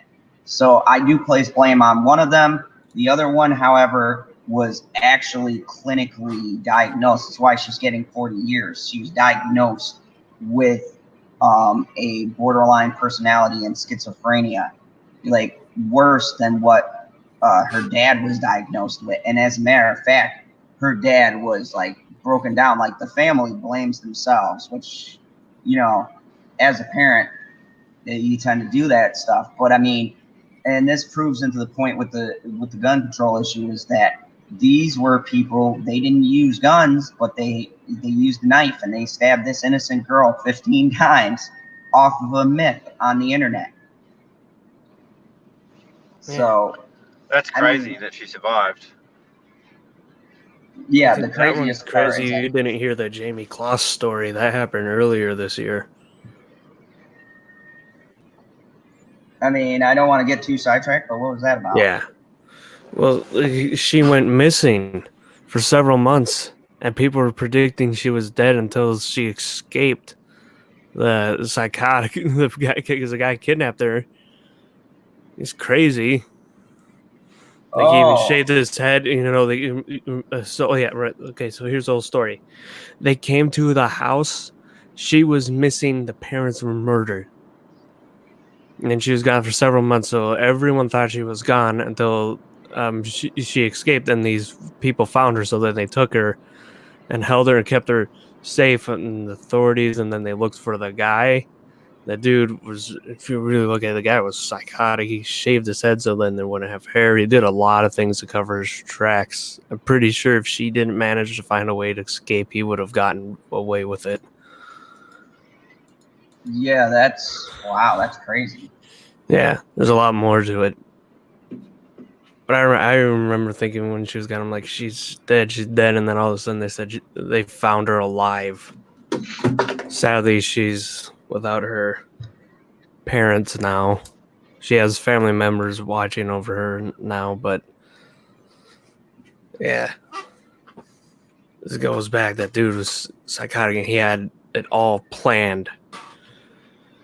Which is just crazy. Just crazy. But I'm gonna jump back and get off this topic and get onto another one because yeah, I don't like to stay in depression too much. So let's talk about Dakota Fanning. Will anyone else join us in this stream? I'm curious. Yes.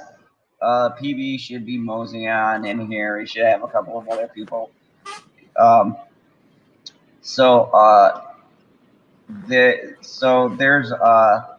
a new film coming out called Sweetness in the Belly, the first clip of a refugee story starring Dakota Fanning as Brit raised Muslim in Africa. Is this a real story or is this something someone made up? Probably something someone made up. I don't like these made up stories when it's like that. Yeah, let's make up a story about some shit instead of finding an actual story of somebody. Because I'm sure if you Let's throw make a up stone, one. you can find something like that.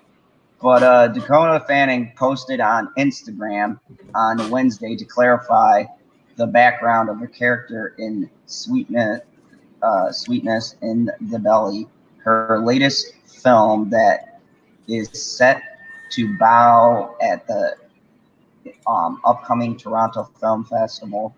Check out her post below. Deadline previously updated the headline of the story to clarify the nature of her role. You are full of surprises. Well, I'm not even trying to say that name. That's yeah. I'm sorry, I can't pronounce that. Lovecraft Country character tells Dakota Fanning's Lily in the first clip of their Toronto Film Festival bound drama Sweetness in the Belly, which itself has an intriguing premise. Unspooling in the festival's discovery strand, Fanning stars as Lily Abdul, who was orphaned in Africa as a child of English parents and escaped to the UK as a refugee fleeing civil war in Ethiopia. In London, she embraces the Muslim immigrant community, attempting to reunite people with their scattered families. However, her mission isn't purely selfless. A passionate, lost love affair is revealed between her and an idealistic doctor. Z. Marhar's feature also starring, oh God, it's going to be a bunch of names I can't say. Yahya Abdul. Yahya Abdul Mateen. Thank you. The second, Kunal Nair and Peter Bonkol, is based on a fictional novel by Camilla Gibb and is adapted for the screen by Laura Phillips. She made Combat Hospital. Director Mahar is Ethiopian, and the actors speak a combination of English, Aramaic, and Arabic in the film. The pick was developed by Sienna Films and is produced by Jeffrey Kaujawa and Julia Serene, together with Alan Mooney and Susan Mollern. of parallel films, Marhat Mandraflo, oh my god, and Adrian Strux are executive producers with Laura Bickford and Fauna Durking Miller. Hanway Films is handling worldwide sales. Entertainment One will distribute in Canada. It is produced with the support of Telefilm Canada, Screen Ireland, the Montreal Media Development Corporate, and Ermings. Fanning recently starred in Quentin Tarantino's Once Upon a Time in Hollywood. So, what do you guys think of this film? Stevie J, as the resident film critic, what do you think of this? Well, it sounds different, that's for sure. Doesn't sound like your mainstream kind of movie. No. But I would like to see a trailer for it. Um, I, I'm a fan of, or at least I have been a fan of Dakota Fanning. She's always been pretty good child actress as far as I'm concerned. I think the last thing I saw her in really was Push, because I haven't seen Once Upon a Time in Hollywood yet. But yeah, I don't know. It sounds interesting. But I would like to see a trailer for sure. Cyber, what do you think? With what, this movie? I don't really care about it. I kind of I figured. spaced out of it. I'm just helping you pronounce words. Yeah. I lost man. interest when they said it was based off a fictional book. I'm like, this would be so much interesting if they found an actual story of a refugee. Yeah, that's the thing too. I often wonder, and I'm sure you could agree with me, is that I wondered how it's going to turn out and what way it's going to lean when you deal with films like these that are based on books, which clearly has some kind of a statement to make. What do you think about that, Steve? Because you always do run the risk with those kinds of films. Yeah, look, I think if they make a good movie, because it's possible to make a good movie and still have your themes throughout it that you're trying to get across. So, if it's made well, they can do that without it being a cringe fest. But the problem these days is the actual quality of the filmmaking. And look, it's usually the script or the screenplay, but the problem is that they make it far too obvious what they're trying to get across.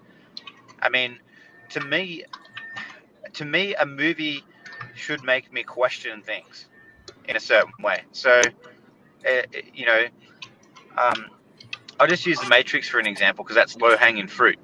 But it should make you question something. So at the end of The Matrix, you go, well, I wonder if, nah, surely not. Could that be possible?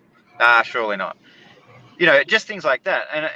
And if you look at other movies like Django Unchained, Shawshank Redemption, all of these movies, they're written in such a way that, of course, there's themes in there that they're trying to get across or that are part of the movie, but they're woven in so that they're not in your face screaming at you about what the agenda or what the themes are. So yes, they could do it, but these days it seems to be few and far between. It's like the way that the script is written is just to blow it in your face and say, this is what we want you to think about this.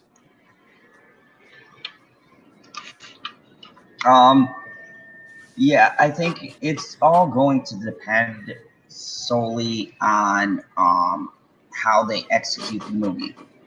Yeah. Yep. And these days, I don't have very much faith so much in the execution. I went to see Killer Man today, which was a film that had just kind of got on my radar, and I saw it was in a film festival, so I'm like, let me go and check it out. And I gotta say, it actually surprised me because it does very obvious things, and you can tell that the director had a love for those 70s kind of action movies where, they set up a story, but it's really just like moving action. You know what I mean? Yeah, for And sure. And so I'm thinking it's going one way. They even kind of very forcefully in the movie tell you what way it's going, but the way that they execute it, by when the end credits rolled, I'm still thinking about it in my mind. I'm like, holy shit! Like, I knew where it was going, and I knew exactly because it was obvious. Like I had it pegged from the beginning what was going to happen, but just the way that he set up the ending and executed it took it in a totally different direction. It could have been like 100 things that I've seen before, but in my mind, I'm still replaying it, going, "Wow! Like I can't believe it went that way," you know? So Yeah, for sure. it's really, execution is such a big factor in these kinds of movies, especially small independent films, because a lot of these can either turn out really well or be a complete crap show. Because Yeah, definitely. You're right. I mean, it's the execution. You could have the best story, the best actors, the best everything, but if you don't execute it well, then it's just not gonna have the feel that you want, and people won't enjoy it. Like what I was saying before about the questioning things. It doesn't necessarily have to be a specific question that the movie raises for you, but if you look at a movie that's got moral themes in it, well, at the end of it, if you're questioning yourself, which way do I sway? Do I sway towards the antagonist or to this character, or do I sway towards that character? If the movie leaves you with a question like that, then it's achieved something because it's making you think. yeah, and that is the thing that it should do. Hello there. Hey, what's going on? Oh, nothing much. Nothing much. Good to have you on the fandom zone. So, yeah, we were talking about this new movie coming out with Dakota Fanning. We were talking about how she's playing a English girl who was her parents died and she was stuck in Africa, and she turns to the Muslim community and learns their culture and kind of immigrate or like assimilates into there, and she's trying to reunite these families together and things like that. And we're talking about how good we think that movie's going to be, and how some of these independent movies at these film festivals are a hit or miss. And you watch a ton of movies, Terrence. So what is your experience with these smaller films? Just letting you When know, it real. co- Oh yeah, I can hear you. Awesome. when it comes to these smaller films, it just depends on what type of movie it is. It doesn't really matter to me if it's a smaller film or a bigger film. It just matters to me if I'm interested in the plot. But um, by default, I'm gonna check out this movie because I like to watch everything at least once in terms of movies. Um, but in regards to this particular film, like initially, I just don't really have much interest. Yeah, it doesn't pique your interest. No, I'll definitely watch it at some point, but it's not on my top list of like I have to watch it right away. Yeah, which is the thing with these movies. These independent films come out, and one, they go under the radar, so very few people, unless you work in theaters and things like that, will know about them.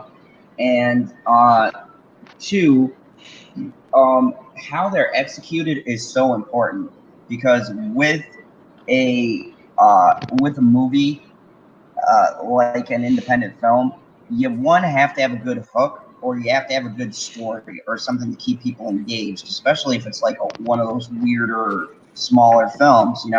So they gotta have something that piques your interest, and they gotta execute everything they're trying to execute pretty well in order to keep the audience enthralled. So, which, by the way, saw that Joker movie. Oh, yep. Yeah, I'm definitely gonna watch that for sure. You already know that. Yeah, I actually got a chance to see it. I got a review Yeah. on my channel. I'm gonna watch that too. I don't care if some people are mad because it's not his classic fell in the vat of acid, acid, and then tampered with his genes. Because even when DZ came out with that origin story, they never confirmed it or denied that it was true because the whole story came from the Joker in the comic. That's what Well, keeps it for me. That's what keeps it character interesting is not him not always having a solid origin story. well, the Joker doesn't have an origin story at all in the Yeah, comics. Like nothing that sticks like the majority of comic book characters. So you can do almost anything as long as it's in the spirit of the character. yeah, So the humans that are upset is really just a small number of humans, and usually the smaller numbers tend to be the loudest, and it will appear as though they make up the majority of opinions, but they really don't.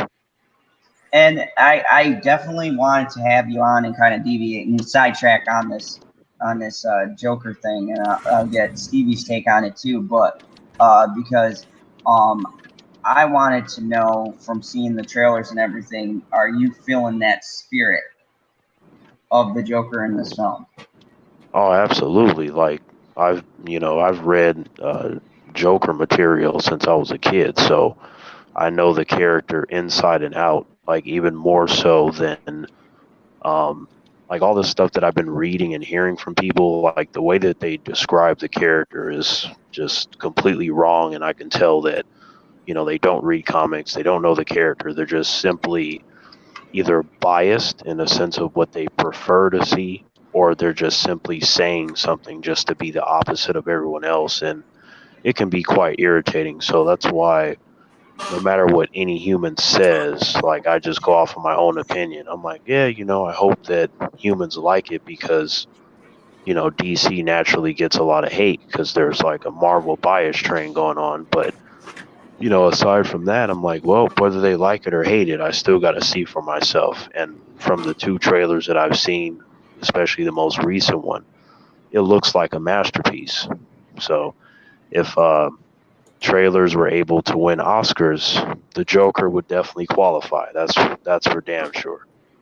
Now, Stevie, what do you think, just off of what you've seen? About the Joker, Yep. yeah, I guess I would agree with what Terrence said.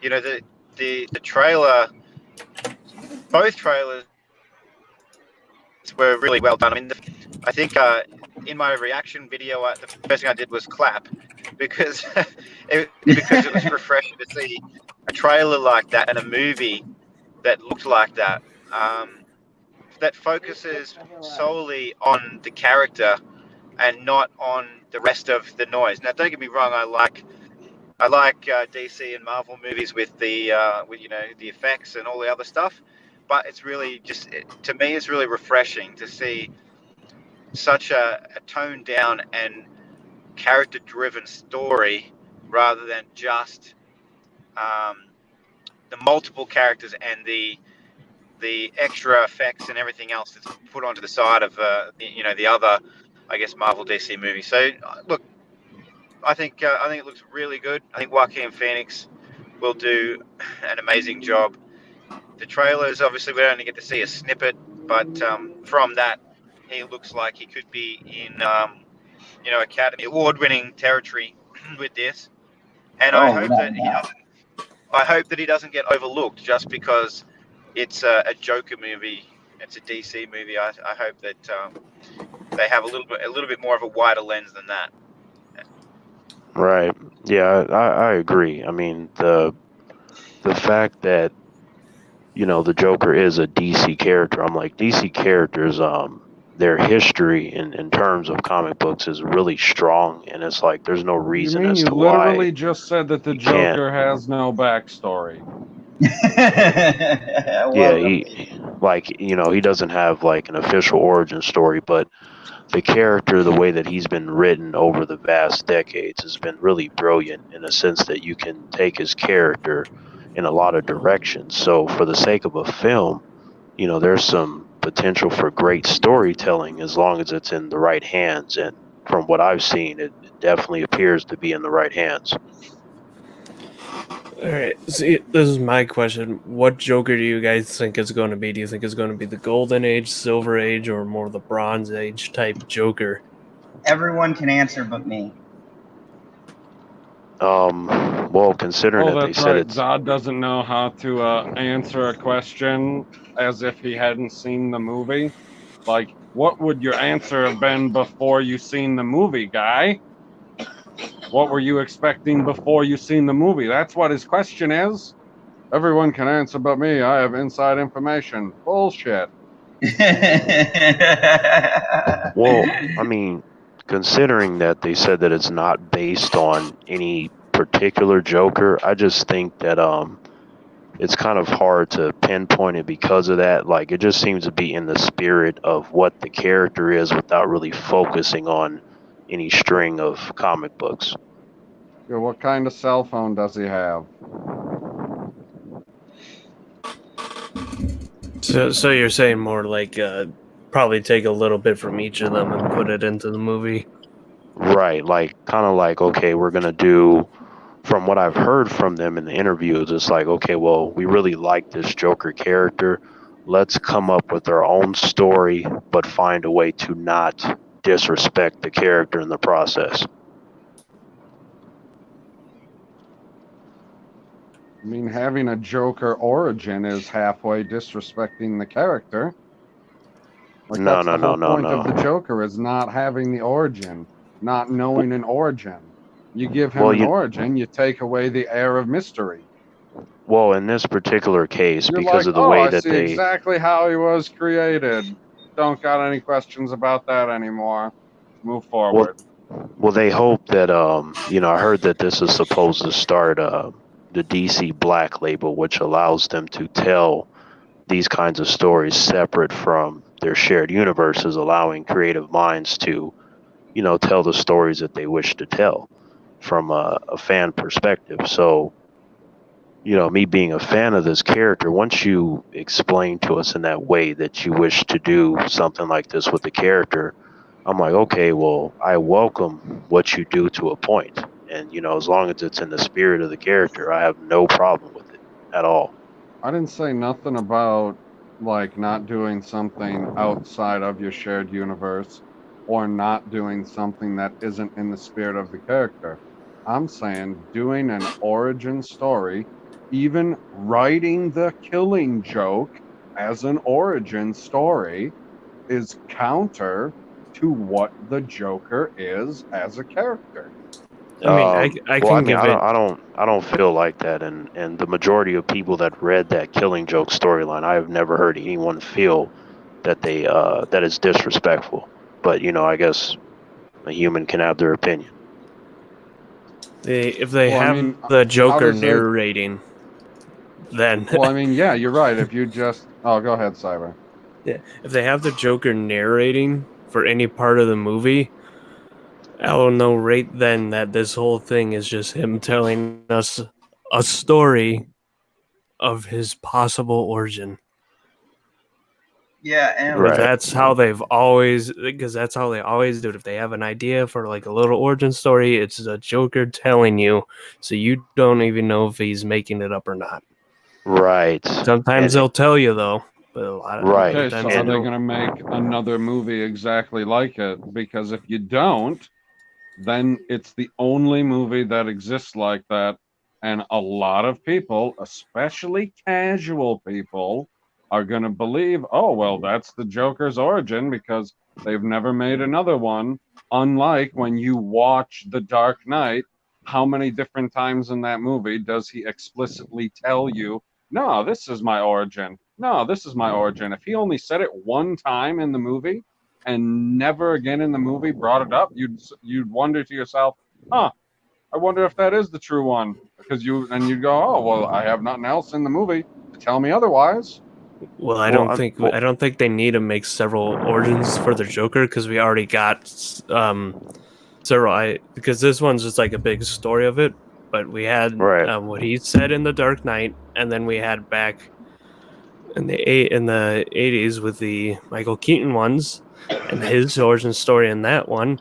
So if you watch these movies, which a lot of people probably do watch these superhero movies and not into the comics, they'll already know, oh, this Joker has all these different origin stories. What's up with that? Which one's the real one? Right, and their conversations would be easier to pinpoint because they just would have to focus on the films. But from my perspective, to make it more clear to your question, like from the looks of the trailer, for something that's not really pulling from any one particular Joker from the comics, this seems to be very, very much like the Killing Joker, where he's a stand-up comedian. We see elements of that in the trailer quite heavily, actually.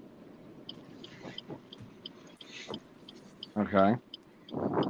So I'm like, well, this must be your main influence. Like, I have to watch the film to see if they tapped upon any other Jokers, be it um, movies or cartoons or comic books. Like, once I see it, then I'll be able to have a fuller understanding and be able to have a much broader sense of a conversation. But for the time being, from the trailers, I'm like, this seems to be very much the Killing Joke kind of Joker, where there is an attempt to give him an origin story, but it's not canon in terms of the comics.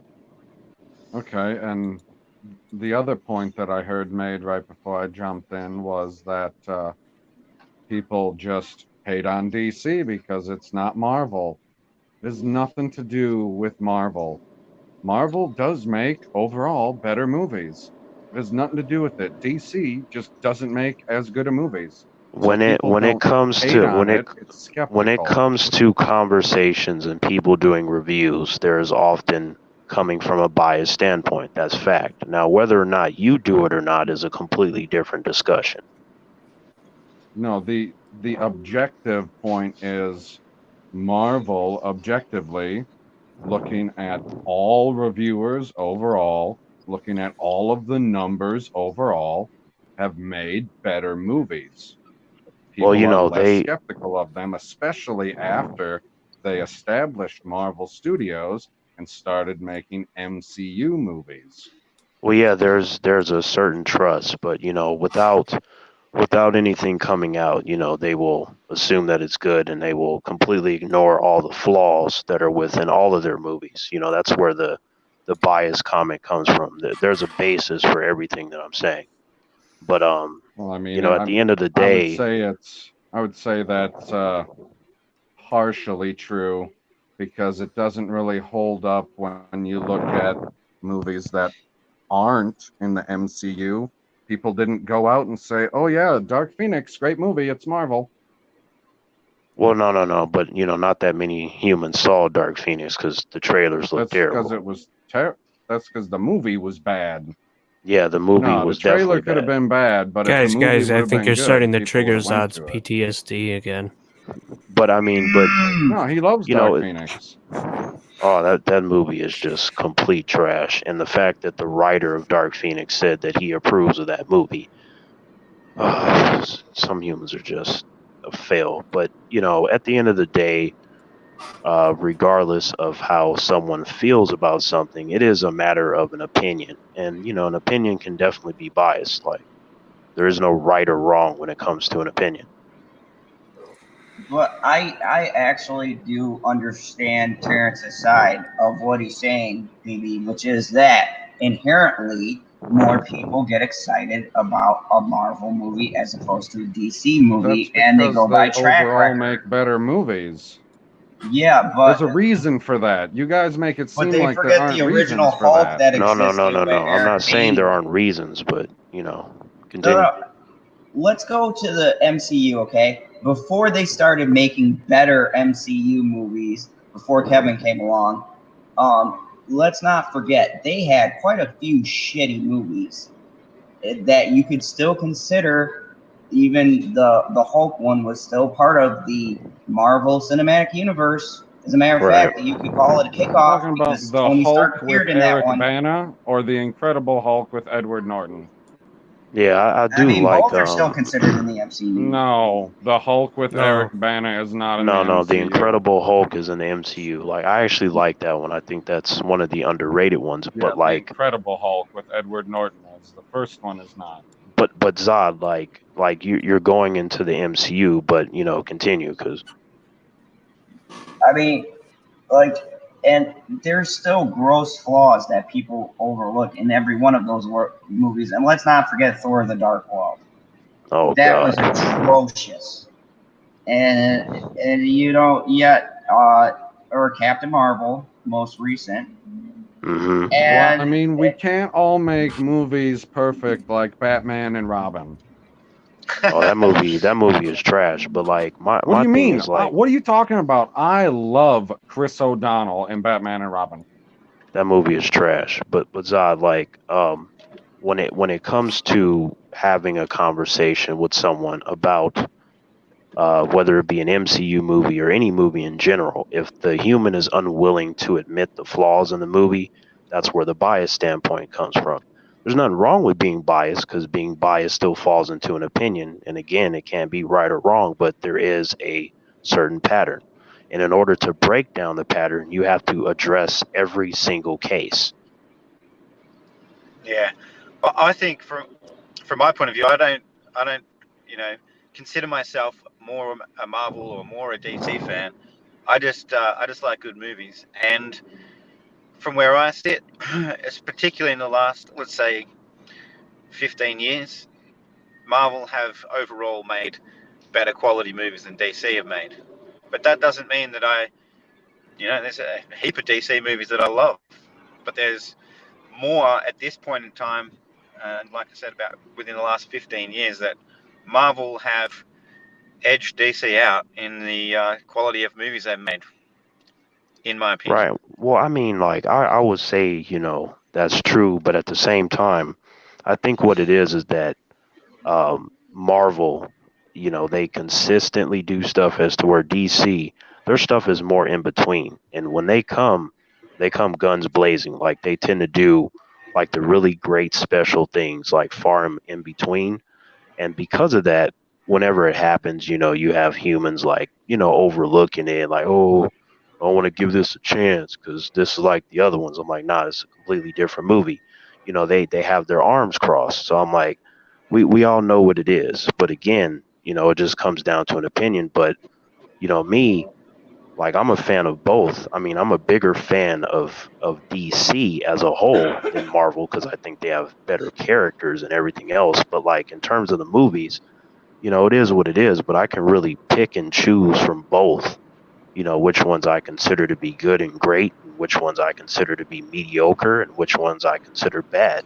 You have both on both sides, but usually the biased individuals will come at it like, nah, I don't want to have that conversation about Marvel's faults. And I'm like, well, if you want to have a conversation, let's get into it. Like, none of this bullshit. Yeah, well, to me, someone who's biased completely ignores all of the flaws or all of the bad movies purely just to push the narrative that one's better than the other. So Right, um, for me, I could care less, which one of them is the winner of the contest, who's the best. right, Um, yeah, for me, out of say 25 Marvel movies and say 20 DC movies, Marvel have 17 or 18 good ones, and right, DC probably have about 10, 12, just to put right, a number on it, if that makes sense. right. So Well, I mean, I really want DC to make awesome ones. Like I was so excited about Suicide Squad, and then Yes. and then they actually made it, and I wasn't excited anymore. well, I mean, like, I like Suicide Squad, but it does have its problems, though. It really does. But I enjoyed it, though, despite the problems. But my and thing is that, like, because I'm a fan of both, I consider myself a winner all the time because I'm coming at it from, a pure comic book fan perspective. I'm like, oh shoot, here's another DC movie.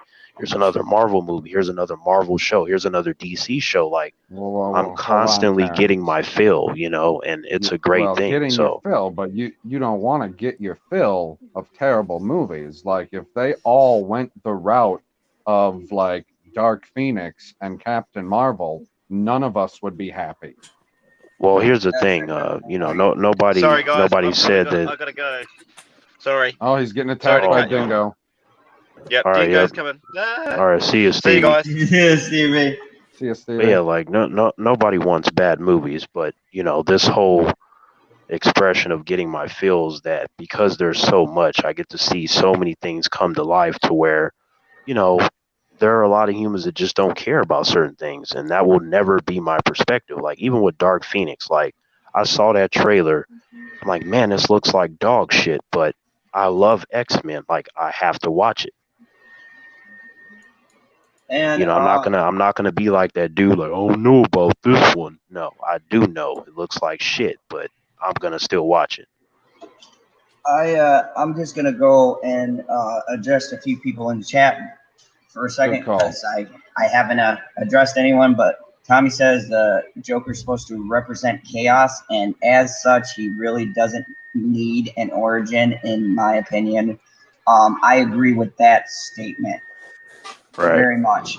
MegaJetty1 says, super chat, I prefer Joker just being a deranged gangster and then the chemical just made him worse, like Red Skull and Captain America and the first Avenger.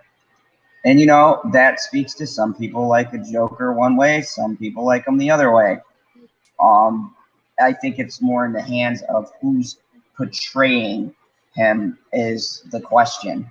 Right, Trey Courtney right. says, unpopular opinion. I think a few MCU movies are great. The rest are mediocre.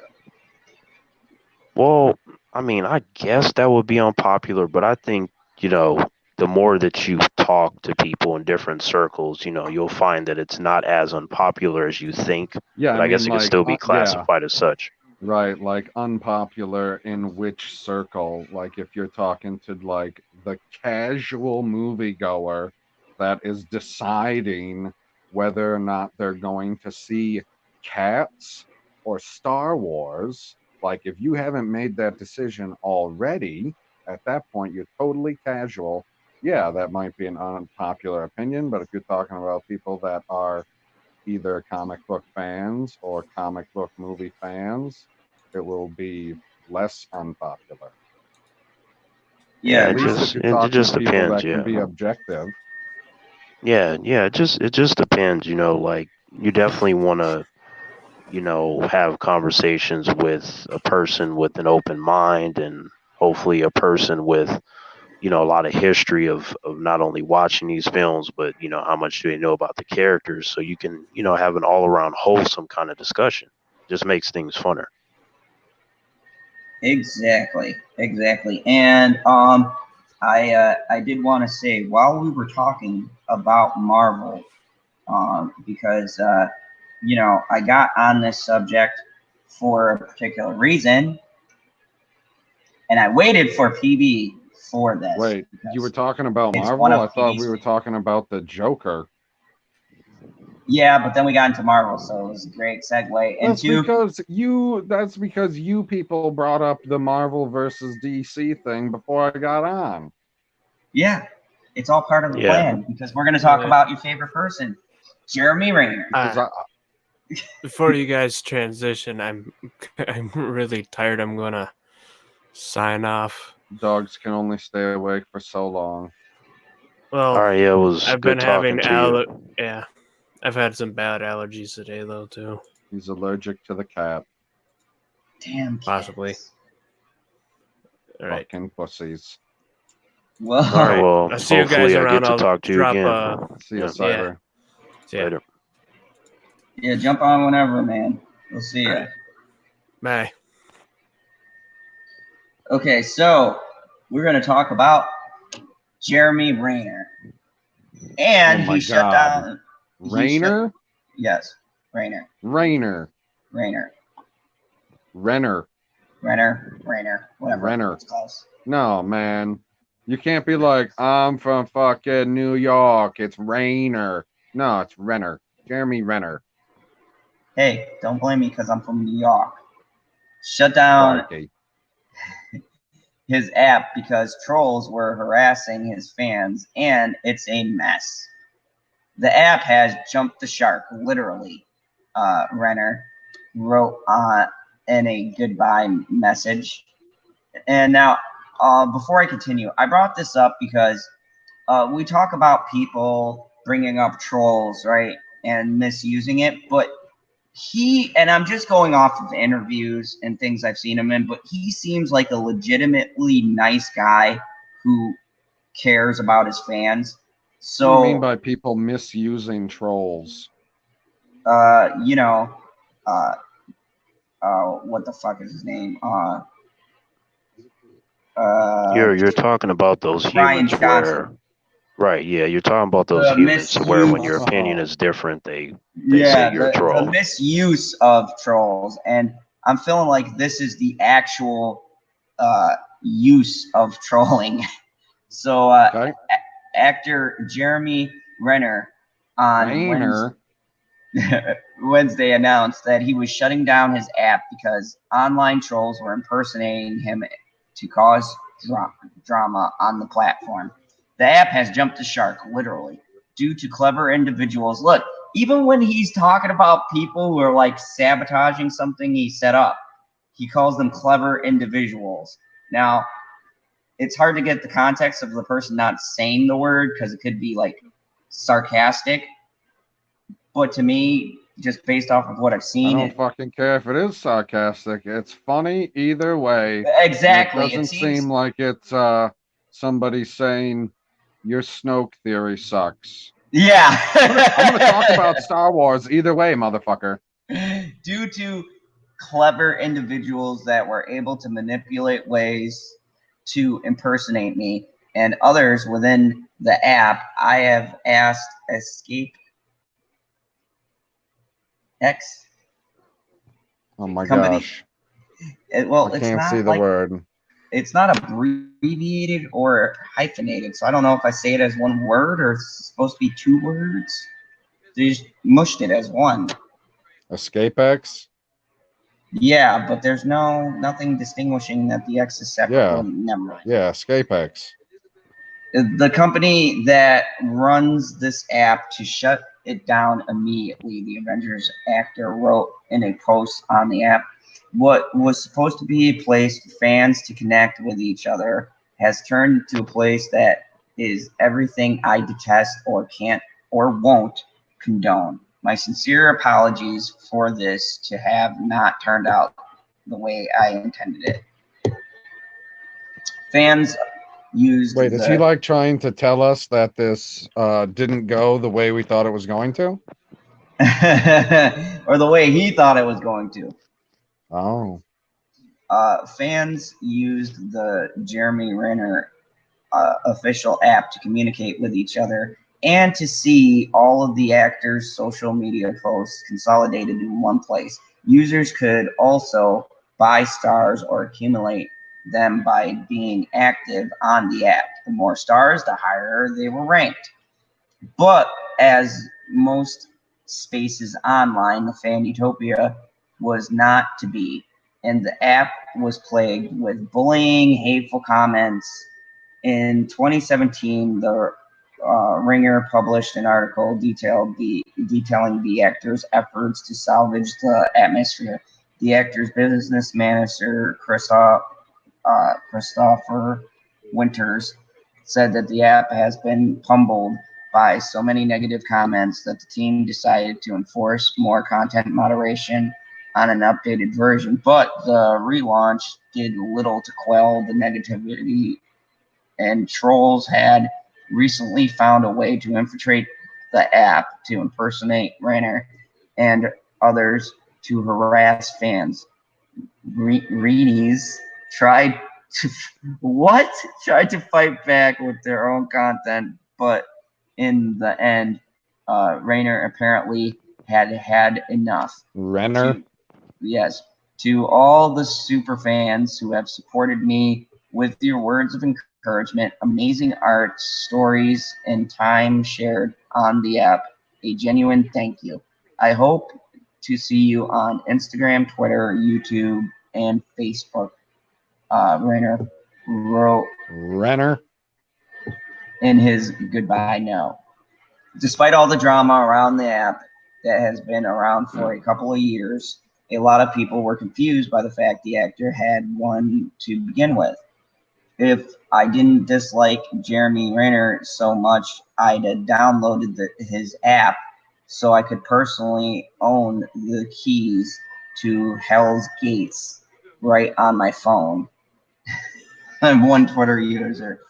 Jeremy Renner just wanted to create a fun, safe space for the web for Jeremy Renner fans to connect, and you monsters ruined it, wrote another person. R.I.P. Jeremy Renner officially. At least fans still have Jeremy Renner's store on Amazon This for fucking- all of the camping needs. Oh my god, I swear to god the end of that fucking article was trolling you specifically, Rainer. Oh my god, I quit, man. It's Renner. Fucking Renner. Terrence, can you say Jeremy Renner?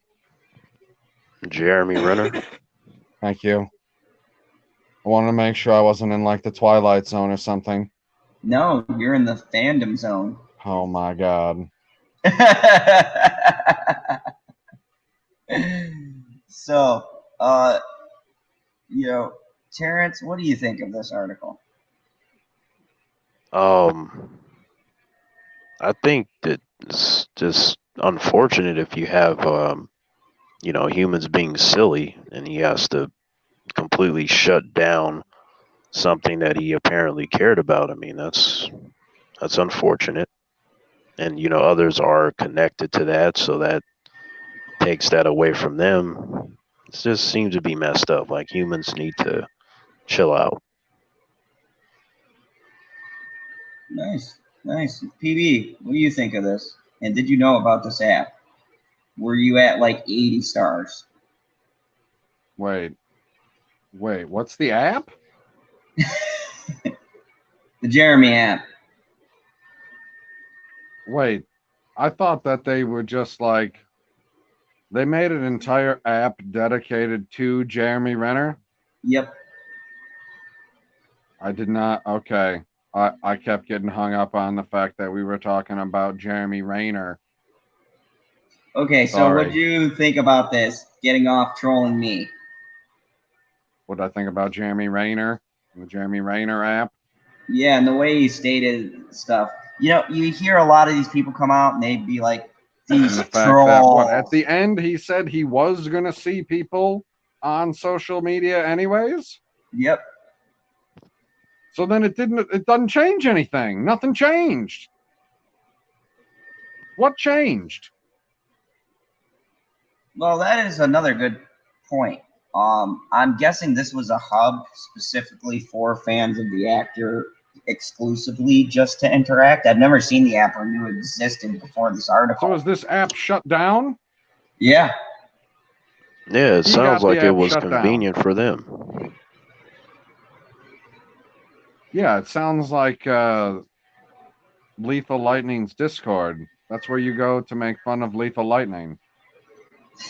Or where you go to not make fun of Lethal Lightning. It's like the hub. So if this is like a version of that or something along those lines, I don't understand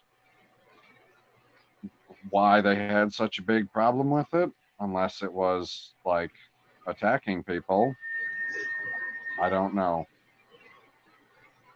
Yeah, and it sounds like it did get kind of crazy, a little out of control, and became a place where people were sort of attacking other people in the sense of the word, because we hear a lot of this, fans attacking fandoms, but this just seems like he's trying to make a separate thing where you could connect with the star and you could see his post before, like the Instagrams and things like that. Kind of like an inside track kind of deal. And yeah, it just became a place where people went and created, like they do on YouTube or anywhere else. Yeah, I don't know. I guess I wish I would have seen it. I love Hawkeye. I know you do. That's why I wanted to bring up this thing, because I had never heard of it. And I go, oh, TV's got to know about what he's been missing out on. Yeah, Hawkeye is very cool. He's just tragically underused in the MCU. What do you mean tragically underused? Yeah, tragically underused. I mean, the only movie that he's tragically underused in is Infinity War. No, he's tragically underused in general. Like from my perspective, I'm like, oh man, like when I saw him in Thor. From your perspective, he's not even wearing the right costume. He's supposed to be all purple and shit. No, that's fine. I don't have a problem with that. But like from my perspective, when I saw him in Thor 1, I'm like, oh man, it's Hawkeye. That's like one of the OG Avengers. And then he just kind of just a background character, not really all that important. Tragically underused. He was introduced the same way they introduced Black Widow. Exactly, and she's way more important than he is. Like he has been subjected to I a know background she was way character. more important. She's the reason that they got one of the stones. I know, but tragically underused. Like I wanted to see more of him and have him be more of an important character consistently throughout. But it is what it is. There's They no made it out. Hawkeye movie. No, he doesn't need a movie. It's just in the sense that when he's there, I wish he would have been more important. Tragically underused, but it's all right though. We'll have to have a different conversation about him being tragically underused because I'll have to rewatch the movies that he's in. Because I assume you're not talking about movies he's not in. Oh yeah. That's another thing too. Like he's either in the background or he's just not there at all. I'm like, where Hawkeye at? Even with Ant-Man, I was like, when is he gonna get here? And then they finally gave him a movie and stuff. I'm like, damn, it took you long enough. Continue. Yeah, I mean, I could kind of I could kind of see Terrence's point when you really look at it. Avengers 1, right?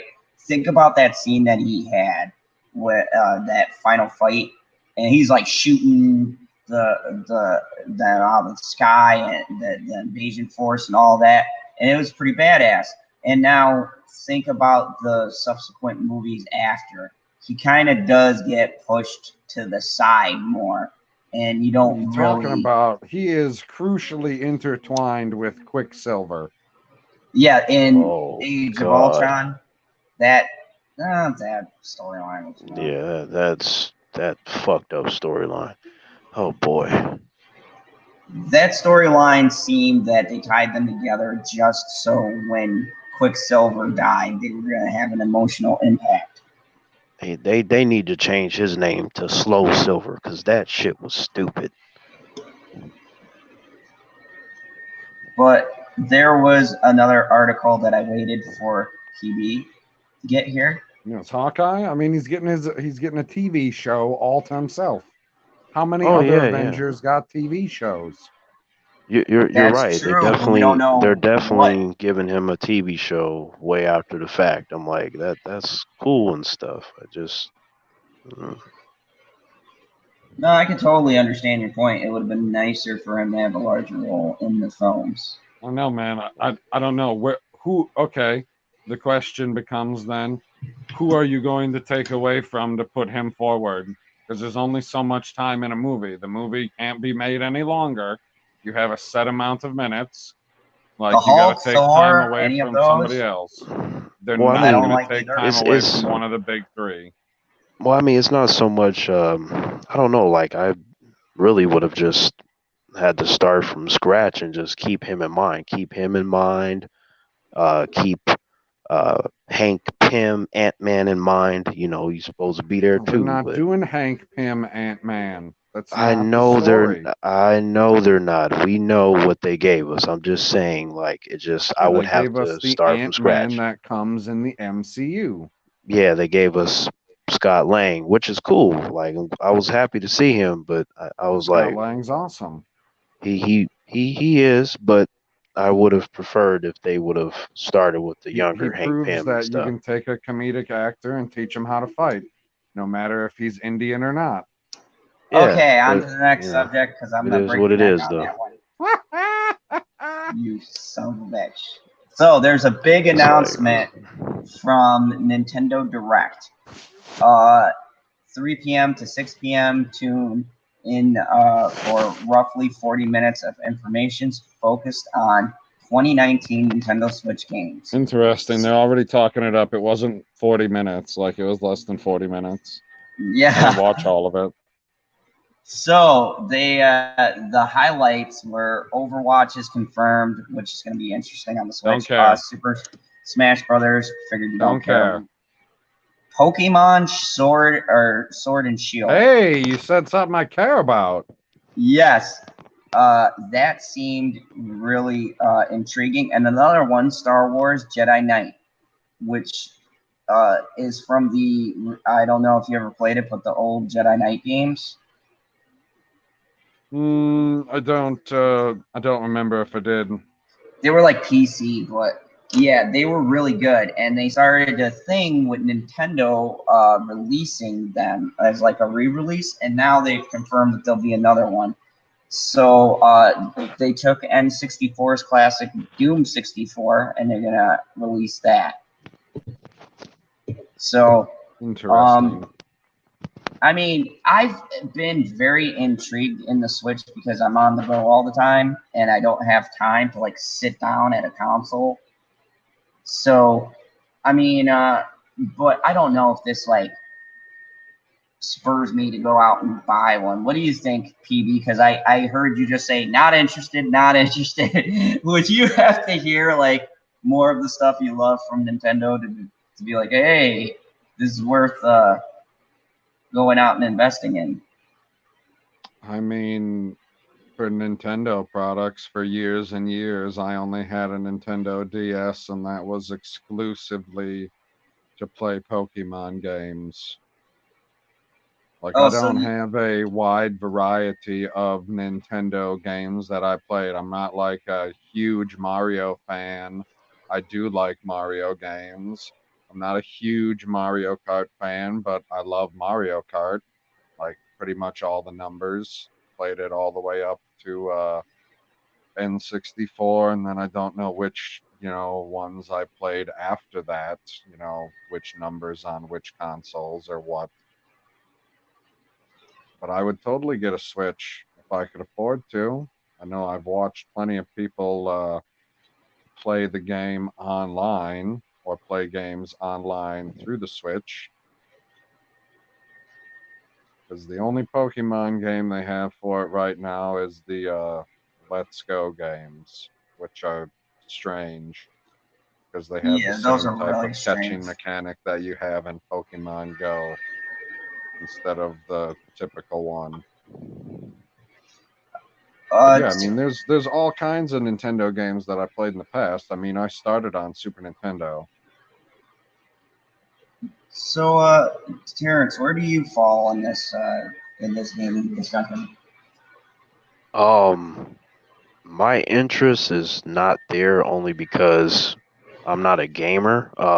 Usually what I tend to do is with my friends, they're most of them are gamers, so I know that they will get probably this and a load of other different video games on different consoles and stuff like that. So usually it's just a matter of particular games that I'm interested in that I will play should they get it. Usually they have to be some kind of fighting game like Tekken or Mortal Kombat or Street Fighter or Soul Calibur or something like that. Did someone say Mortal Kombat?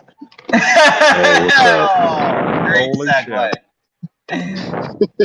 Hey, how's it going? Good to see you, boys. Hope you're all doing well. Yeah, likewise.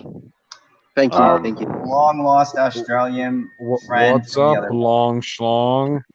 Long slog.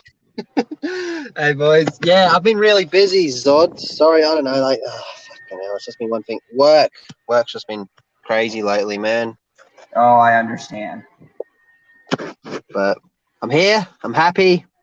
It's good to see everyone. PB, you psycho. Yeah, I mean, I try. That was- I've been practicing. That's all I have to say on that. You're a madman. Terrence, how you doing? I'm good, man. How you doing? Hey, Yeah, good. Lethal, did you check out General Zod's review on the Joker because he got a free screening for it? I don't want to know anything. Ha! Everybody he talks to keeps saying that. Nobody's gonna watch that video. Actually, it's one of my highest viewed ones so far as reviews go. Yeah, awesome. How did you get a Holy early shit. ticket for that? Because it's in the award circuits where it's available for theaters to pre-screen for their employees, and we just happened to win the lottery and get a pre-screening, but we had to sign like an NDA. Okay. So remember when we were talking about thumbnails yesterday? Yeah. I told you to change the color on your Joker movie review for the letters, and that was it. That's the only thing I asked you to do, and you fucked with it completely. Yeah. Because I was in it, and I was like, well, now I just want to change the whole thing around and see how. Yeah, you made it worse. I don't think I made it worse. I still can't read shit. Maybe that's because you have specs on. No, the whole point is that it's supposed to be easily legible. General Zod, I mean, I just Yeah. have one question, General Zod. Rate Joker out of 10. Oh. You asked me to break my metric of Zod approves and Zod oh disapproves. my fucking God, do it. I love saying that because BB just goes into a rage. He's like, who doesn't have a metric system? I don't. I'm a dictator. Anyways, if Yeah, you're a dick. I'd You have get to it. break it into two categories. Holy shit. I would have to from a movie standpoint and then from the character standpoint. Oh my God. Oh, I don't want to know. I've changed my mind. I don't want to know. So Yep. Change. No, take it back. It's been retracted. He doesn't Yeah, want to know your review. Okay, I'm- go with the original. Go with the original. Does Zod approve or not? You want to go with that, Yeah. Lethal? Yeah. approves, Zod highly approves. Okay. Fuck yeah. Yeah, so that's all I want to say about that. But definitely everyone who is a comic book fan, who is a movie fan, who just wants to see something good, go and see the movie. You love yourself for it. I've been getting a lot of surprises actually from film festival movies. I went to see Killer Man tonight. I'm going to do a review on that. It was a left field movie I had no clue about. Went in blind and did the fucking plot twist of the century on me. How can General Zod of all people go in blind? I was flying at a high altitude. Couldn't see shit. Holy What? That's not how Kryptonian eyesight works. no shit. The theater may have had some lead lining. Ah, those cheeky fucks. Okay, You know how they discriminate. they use some There old was lead that paint. segment where you got kryptonite thrown in your eye. Like, that definitely blinded you temporarily. That would do it. Very facts right there. Okay, Yeah, Lethal. that do roar you let out was pretty messed up. Lethal, you play Nintendo? No, but did you see what they're bringing out on Switch Lite? Oh my God. Go I did ahead, not. talk about it. I'm going to Dude, go, Jedi fill up my water. Outcast. Oh, yeah, I just watched that little teaser for it. Holy Is the shit. game as good as it looked? Oh, Outcast is nuts. Kyle Katarn, baby. Fuck yeah! Okay, so give me a brief overview of this game, because it sounds like you may have played it once or 100 times. It's a PC game, so I haven't really played it a whole lot. I used to play it with my cousin a little bit, but it's real cool, man. You'll have a lot of fun with it, and the fact it's on the Switch, I think, is a great fucking idea. I haven't seen the trailer because I've been at work. I don't know if it's remastered, if it's the same old school graphics, but dude, it's Kyle They looked Katarn. like, it looked like it was relatively old school. It didn't look like they had remastered it that much, but I mean, Switch isn't necessarily working with the highest processing power. Yeah, I mean, at the end of the day, it's still handheld gaming. But, you know, fuck yeah, dude. Just the fact Kyle Katarn, man, holy shit. So is Dude, this man, they've been ripping him off quite a bit. And now you're going to get fucking Kyle Katarn back. is this a game that translates from mouse and keyboard to handheld controller? Yeah, I reckon the Switch will be able to do it all right. Okay.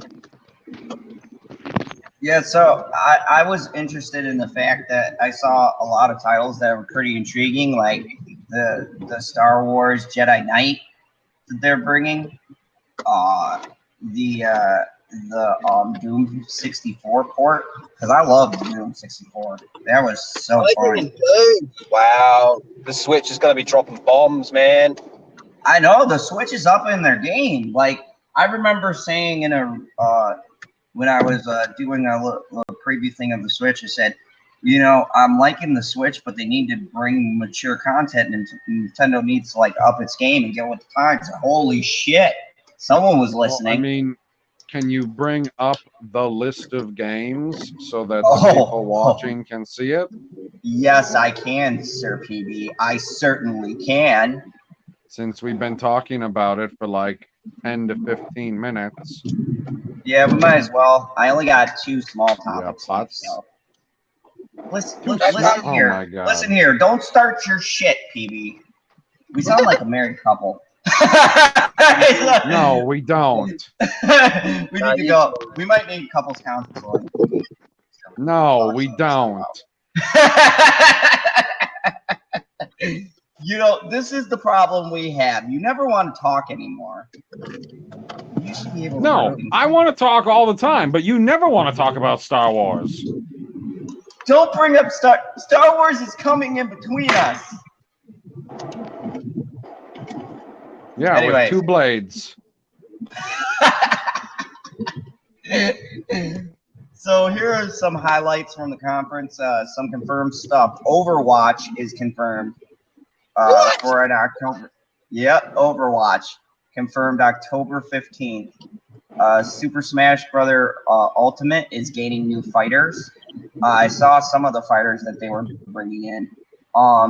Luigi's Mansion 3, Pokemon Sword and Shield. The N64's classic Doom 64 will release in November, and a new Star Wars Jedi Knight game.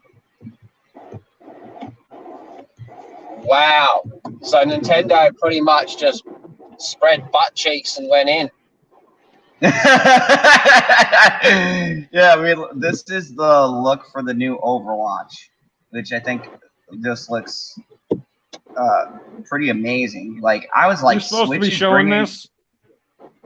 It's just stuff from things, and I'm not showing anything not legal. What do you mean not legal? Well, you know what? We'll see. Oh my God. Banjo and Kazooie is arriving to Smash Brothers. Super excited about that. I've been waiting for them. Yeah, when is Sora coming to Smash Bros? What the hell? I don't even play the game, but why isn't Sora there? You know, who knows? That might be a character they added in. They're adding in Terry from what was that game? I gotta think. Was it Fatal Fury? Was it or something else? No, it's something else. I forgot the name of it. It said Terry Faces of Fury. Yeah, because I've definitely seen that character before. the game he's from is. I know it's a SKM, fighting which game. is, Yeah. why am I blinking out on it? Isn't like King of the Ring or King something. of Fighters. Yeah, King of Fighters. There we go. Okay. Thank you. Never heard of it.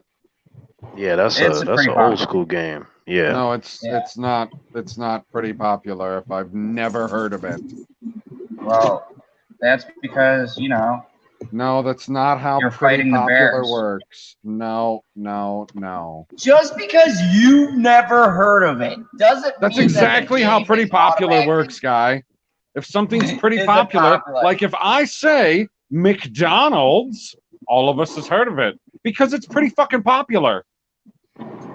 Okay, you know what? People in the chat, go ahead and answer if you've heard King of Fighters. Shit. So you can let this ridiculous fool know that it doesn't is exclusively to what we know.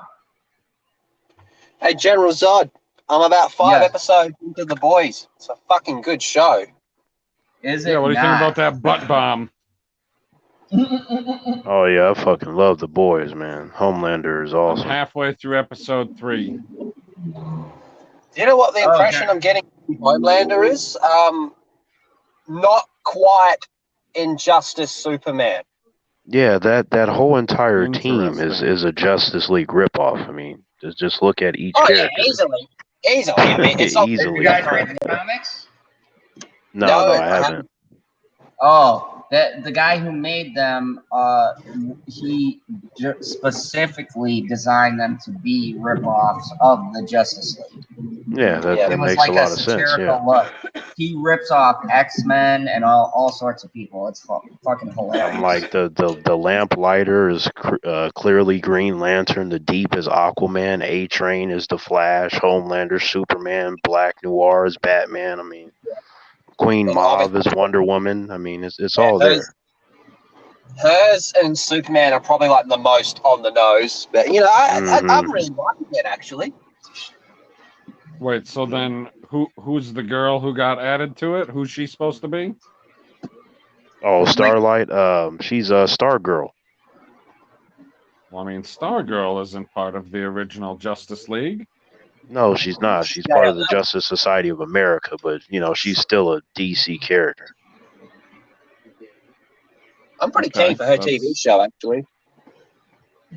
Yeah, me too. I'm very intrigued to see how they pull it off. And I want a Hawk and Dove show. I want a Hawk and Dove show because they were the most intriguing in the Titans series. Oh yeah, we're gonna get more of them in season 2. I know. starting I Friday. saw that trailer. Who's excited about Titans on the DC Universe streaming platform Friday. that everyone can get right now? Which one of these shows is coming out with a video game for the Switch? You know what? They all deserve a video game on the Switch, to be honest. That'd be freaking awesome. Yeah. Right. Can Yeah, you I picture a definitely play Swamp that. Thing? That'd be Like, I could take any version of it. Like, I'd take a fighting game. I could take a story style game. Yeah, man, any of that would work. The I hell like is to that? highlight What am I this. looking at right now? this right here. You can recapture the original feel of those NES games because they're releasing NES games. And That's not an NES controller. That is a SNES controller. Yes, SNES controller for the games. And Star Wars Jedi Knight 2 Jedi Outcast is coming, which is one of my favorite ones. Wait, so this is another Star Wars game on top of the other one you were talking about before? Yes. So there's two Star Wars games. One is a brand new one, and the other one is just a port from a PC game. What's the brand new one? Fallen Order? Yeah. Oh, So where's the brand new one? Go to the brand new one. Let me see.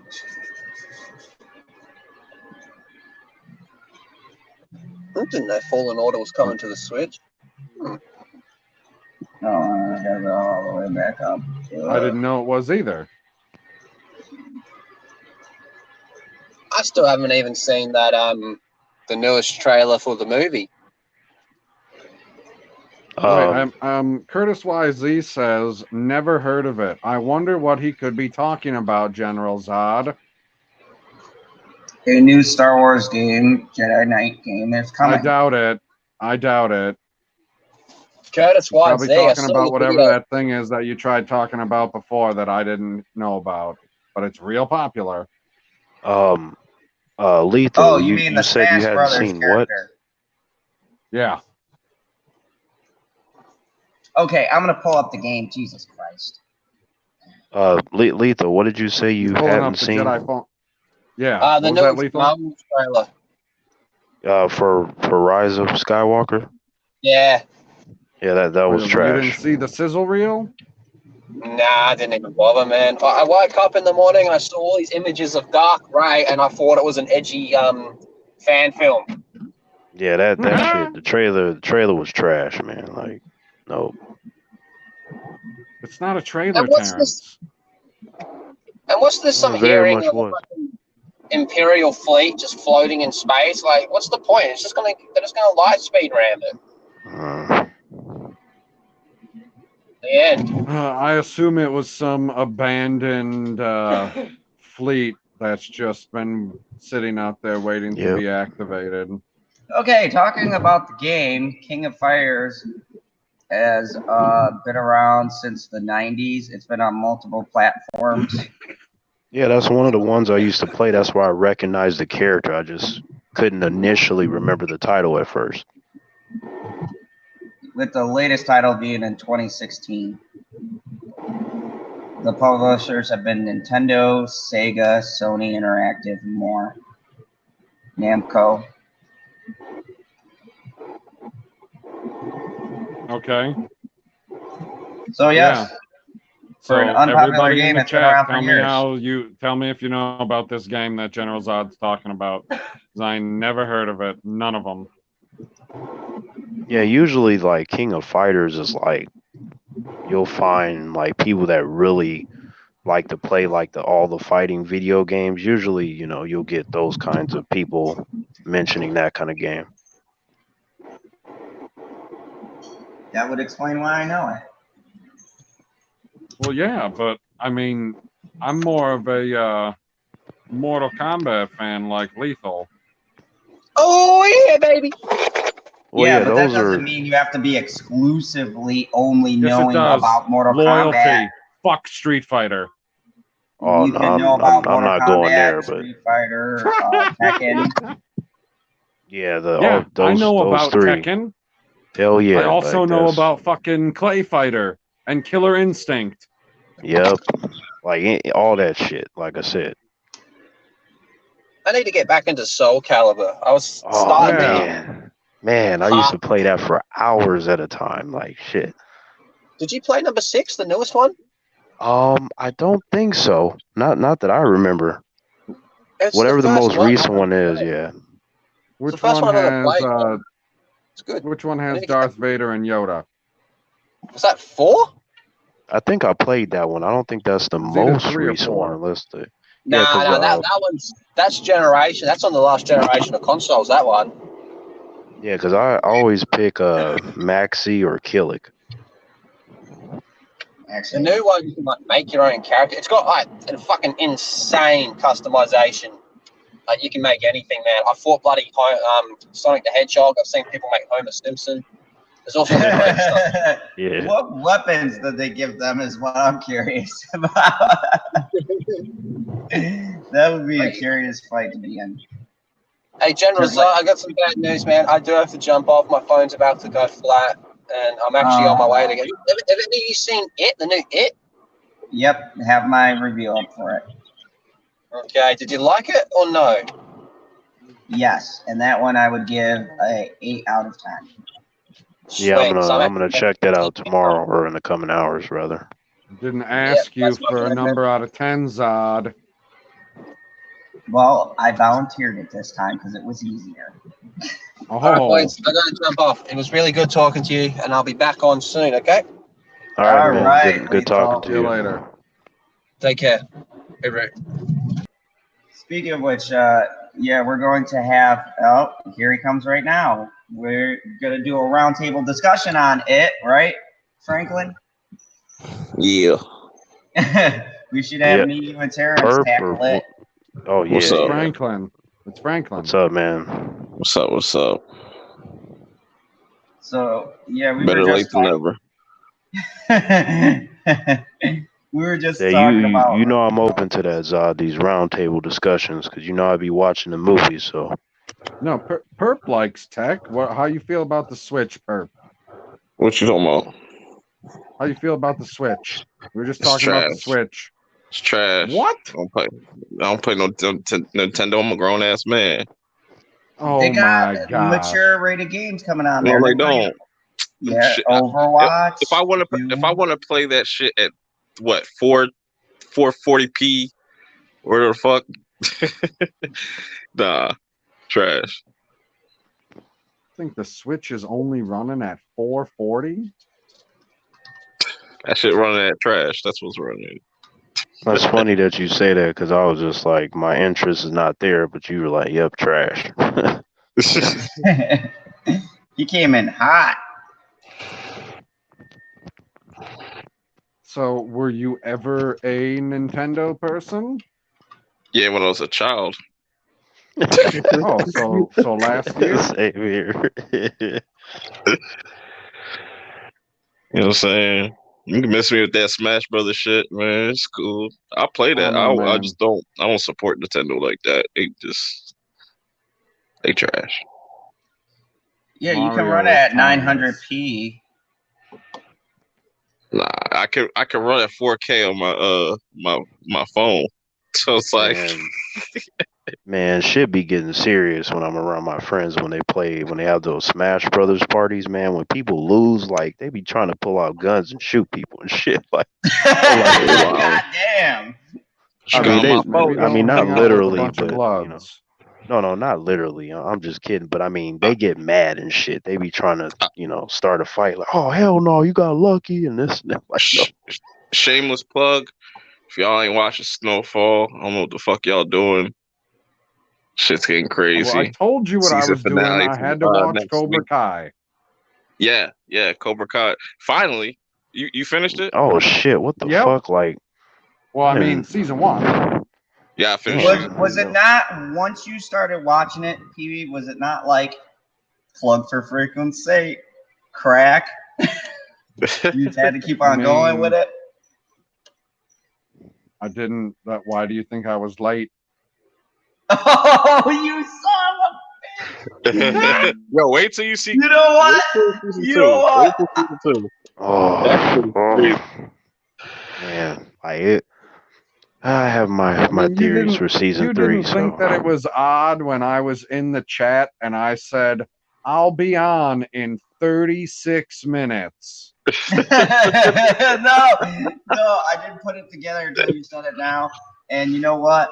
Zod approves of you being late because you're late to watch a great show. The So. season 1 finale started. I looked up at the clock and I was like, oh, geez. And the wife goes, why you keep looking up at the clock? Is there something you're supposed to be doing? I was like, well, kinda. Co-host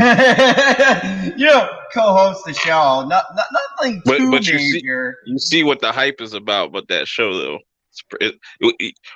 You haven't seen the hype yet until you watch season 2, because that shit is fucking season 2 incredible. is just, man, Incredible. goddamn. Right, it's just like, shit, I was so hyped while watching season 2. I got up and was doing roundhouse kicks and everything. Shit, I was in the scenes. Holy shit! Oh my god! Of course you were. Yeah, man, I am Cobra Kai. Well, I mean, honestly, I'd beat the shit out of all those characters. But continue. Of course you would. Of course you would. Oh my god, this shit's got off the rails. Anyways, let's just bounce into this funny discussion into an even funnier discussion. We're gonna watch someone drink out of a toilet. No, we're not. I ain't watching people drink out of toilets. Representative Stephen King shares video of himself drinking from a toilet fountain at an immigrant facility. You know, the really bad border ones where everyone's suffering. I had to bring this up Full because I found it screen. hilarious. Representative Stephen King told. Click on the video.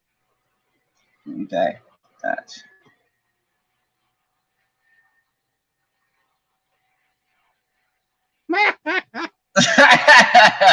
Oh, that's Make actually it go the full clean. screen, guy. That's actually the clean part, though. I know, that's the funny part. Like, Okay, hit everyone, play again.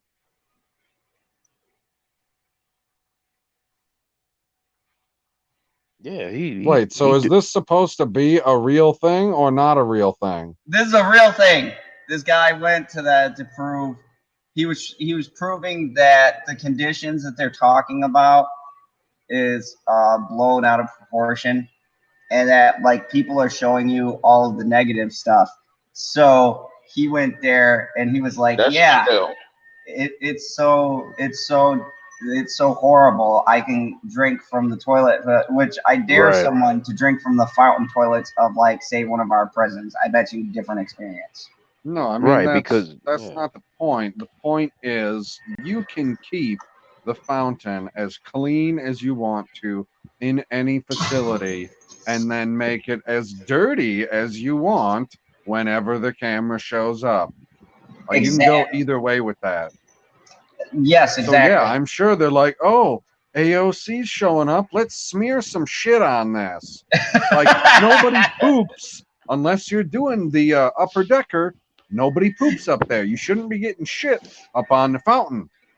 Nope. But and yeah, that goes. I'm glad you brought that up because when you see that toilet looks a lot cleaner than a lot of toilets I've seen of reputable places. So, I mean, you know, it's kind of funny. Like you know, you get this myth like everyone's like suffering and all these people are chained up by the neck and they're being led around and it's like a X-Men detention facility. And I would hope not.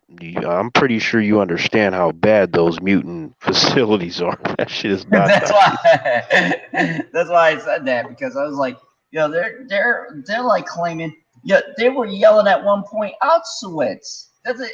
I was like, no, that's not even. Did you close. just say Auschwitz? You know what I meant? God damn it. Auschwitz. It's Ouch. next to. It's Ouch. next It's like to oh Alheim. shit. It's like oh It's shit. Yeah. Auschwitz. It's right next to Alheim. Anyways. Oh my God. It's right next to Alheim, round the corner from Alameo. Right, next to Nordenheim and Vallenheim. Okay, I got you. Jesus Christ. Next to King's Landing. Yep, followed by Jotunheim. Yep, all the Heims. You know, Dragonstone.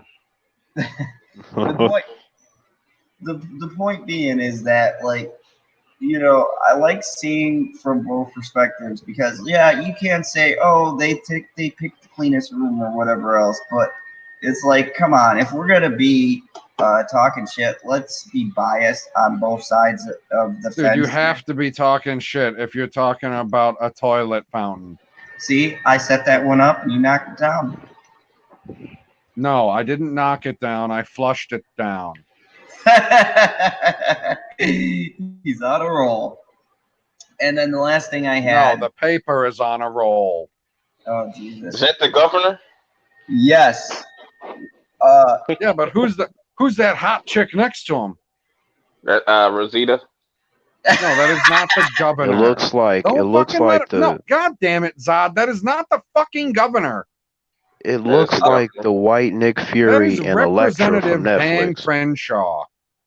You don't get the Walking Dead reference? Oh no, I didn't. Yeah, well, the Yeah, I did governor. not know it is was a like joke. that. My bad.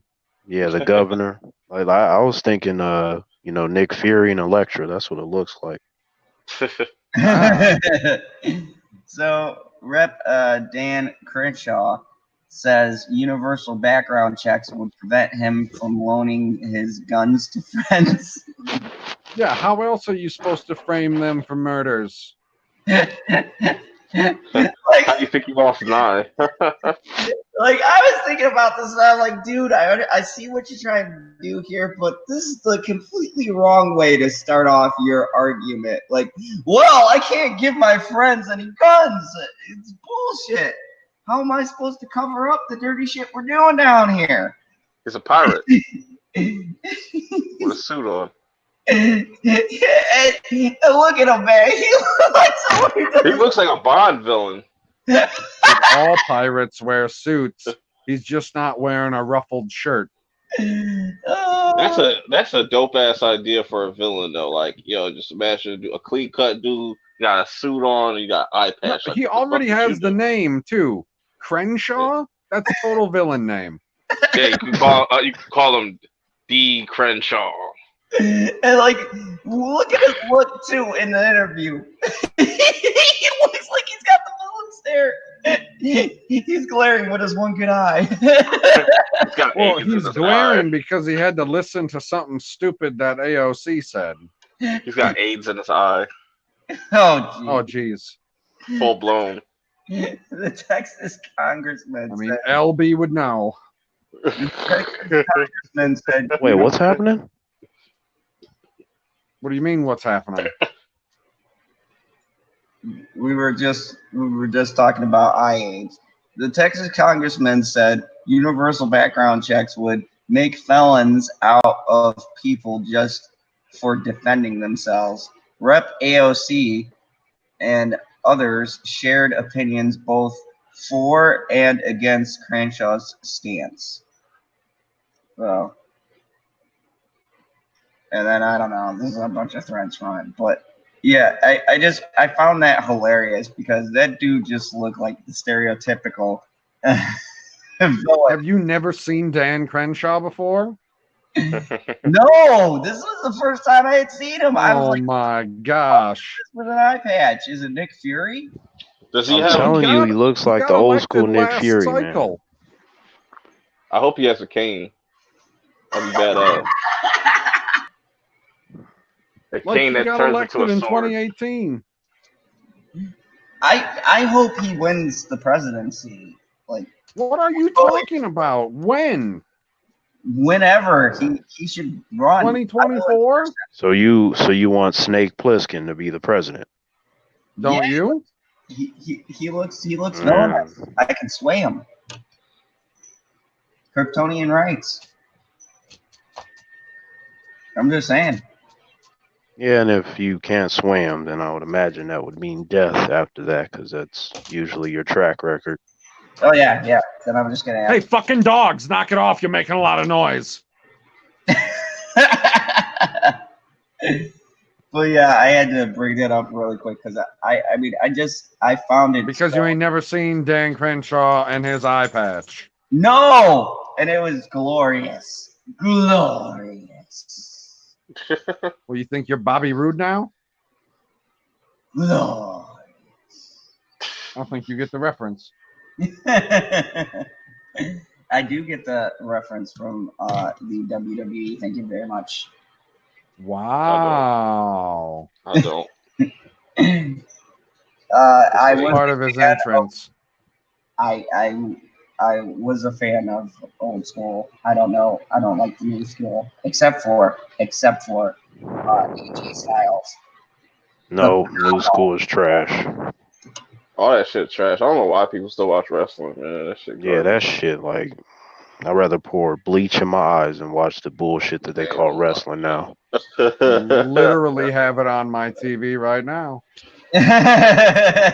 Grow up. No. Wrestling's You mean fake. grow up? Like I want Santa to play Claus. Nintendo. Wrestling's fake like Santa Claus. Sorry, kids. The storylines are fake. Huh? The storylines are fake. They just Like call Mick it scripted. Foley really fell off that cell. Yeah. He didn't fall off. He got thrown off. Well, And 50-50. Bob Holly. Was it Bob Holly? Is it Bob Holly? Bob Holly, Hardcore Holly, same dude. Yeah, Bob Holly and JBL were the biggest bullies in the locker room back in the day. Oh, I believe it. Yeah, man, there was a lot of bullies. It just depends on which segment you're talking about. Right, like which clique do you want to be a part of? But I'll tell you a story though.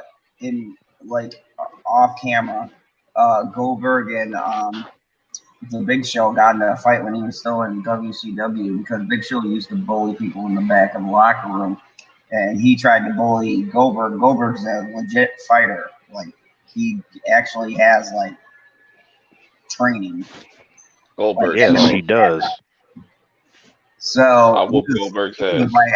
He told him he will beat the shit out of him. They like had to have all the wrestlers break it up. It was a legit. I don't know what it is with him and like a few other wrestlers that think they're tough because they're doing scripted stuff. I'm like, man, like they're on steroids.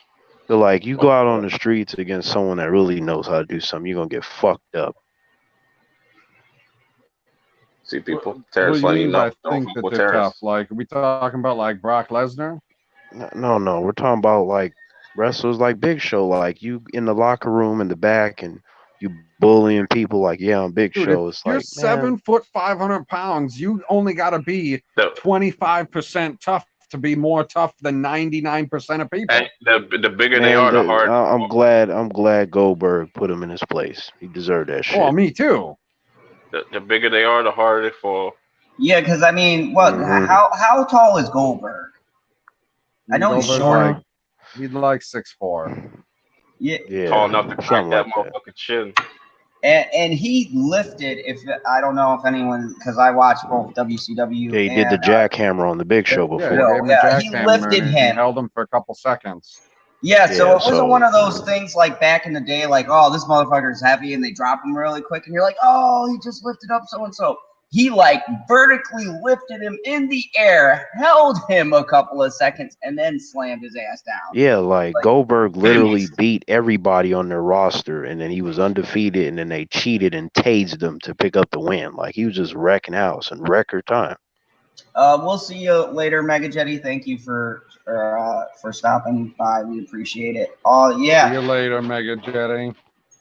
I mean, to your guys' point, yes, it's fake, but I think what used to have the appeal is seeing these wondrous acts. Like, who doesn't remember the first time that Hulk Hogan body slammed Andre the Giant? I mean, I was a kid. I was like, I was like 6 or 7 when I first saw that.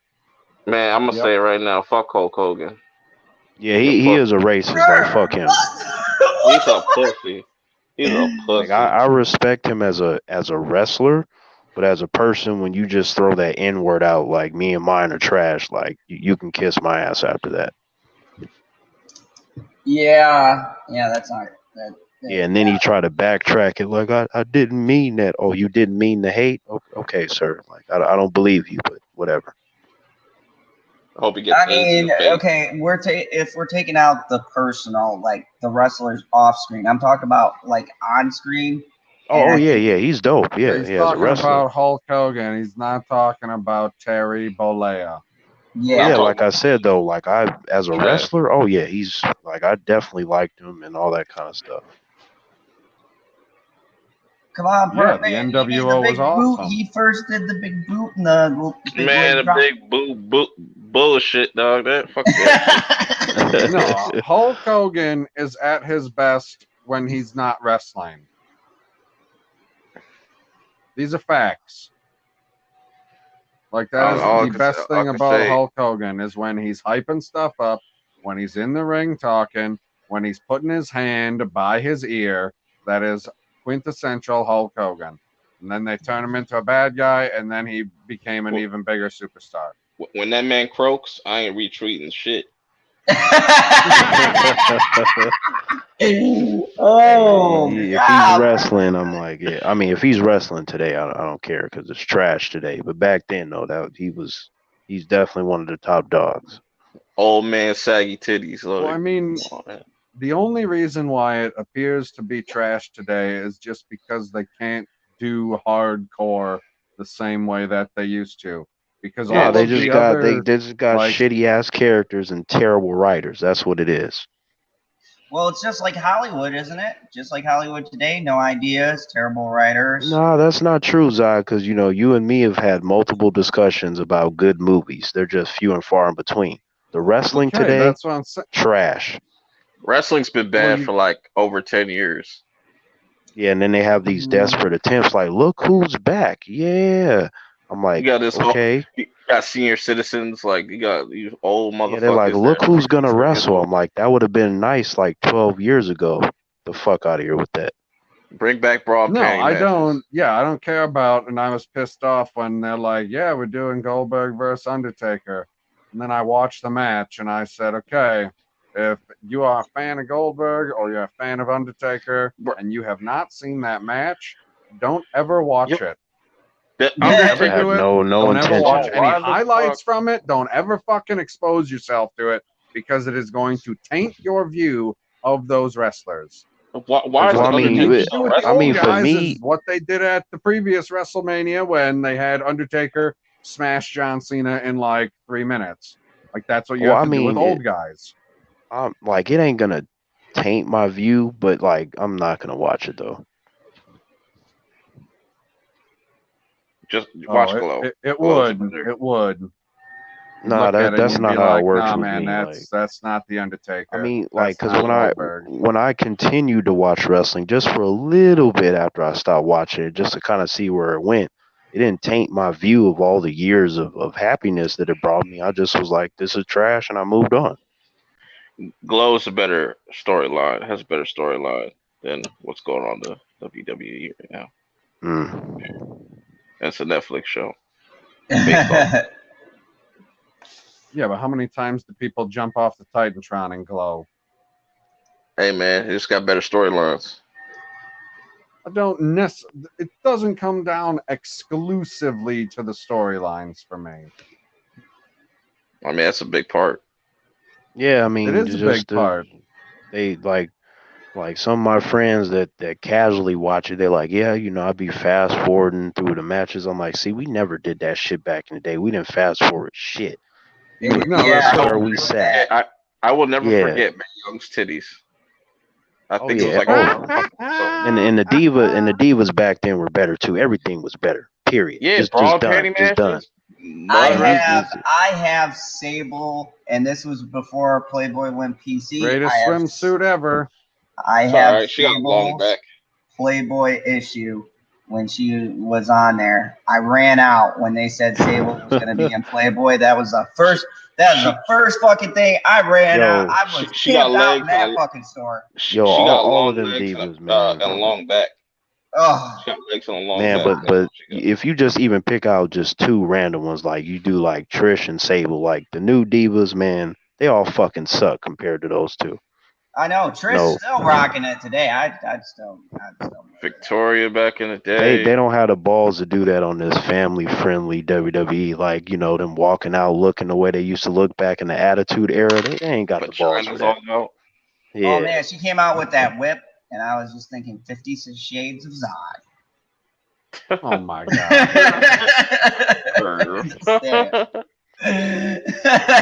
You wish. Yes, every night, Yep. every night I go.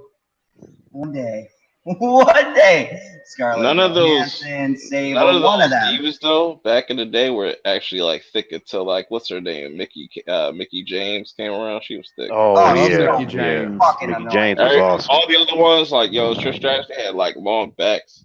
You know what I'm saying? But they try to make up Hey, for it. Trish eventually she developed the booty though. Like you could see how them divas were changing. Like you give them a couple months and shit, like they were on point. Now they're just Yeah, I kind of mean, not everybody can be like Stacy Keibler. Yeah. She ain't got no Yeah, ass she either. was cool. She just got legs and a long back. Like she wasn't one of my favorites, but she was cool. Talking about. She got no ass. She got a long back. Oh my gosh. Yeah, she was all right. Like she wasn't one of my favorites, but I still think Stacy's better than the shit that I see today, though.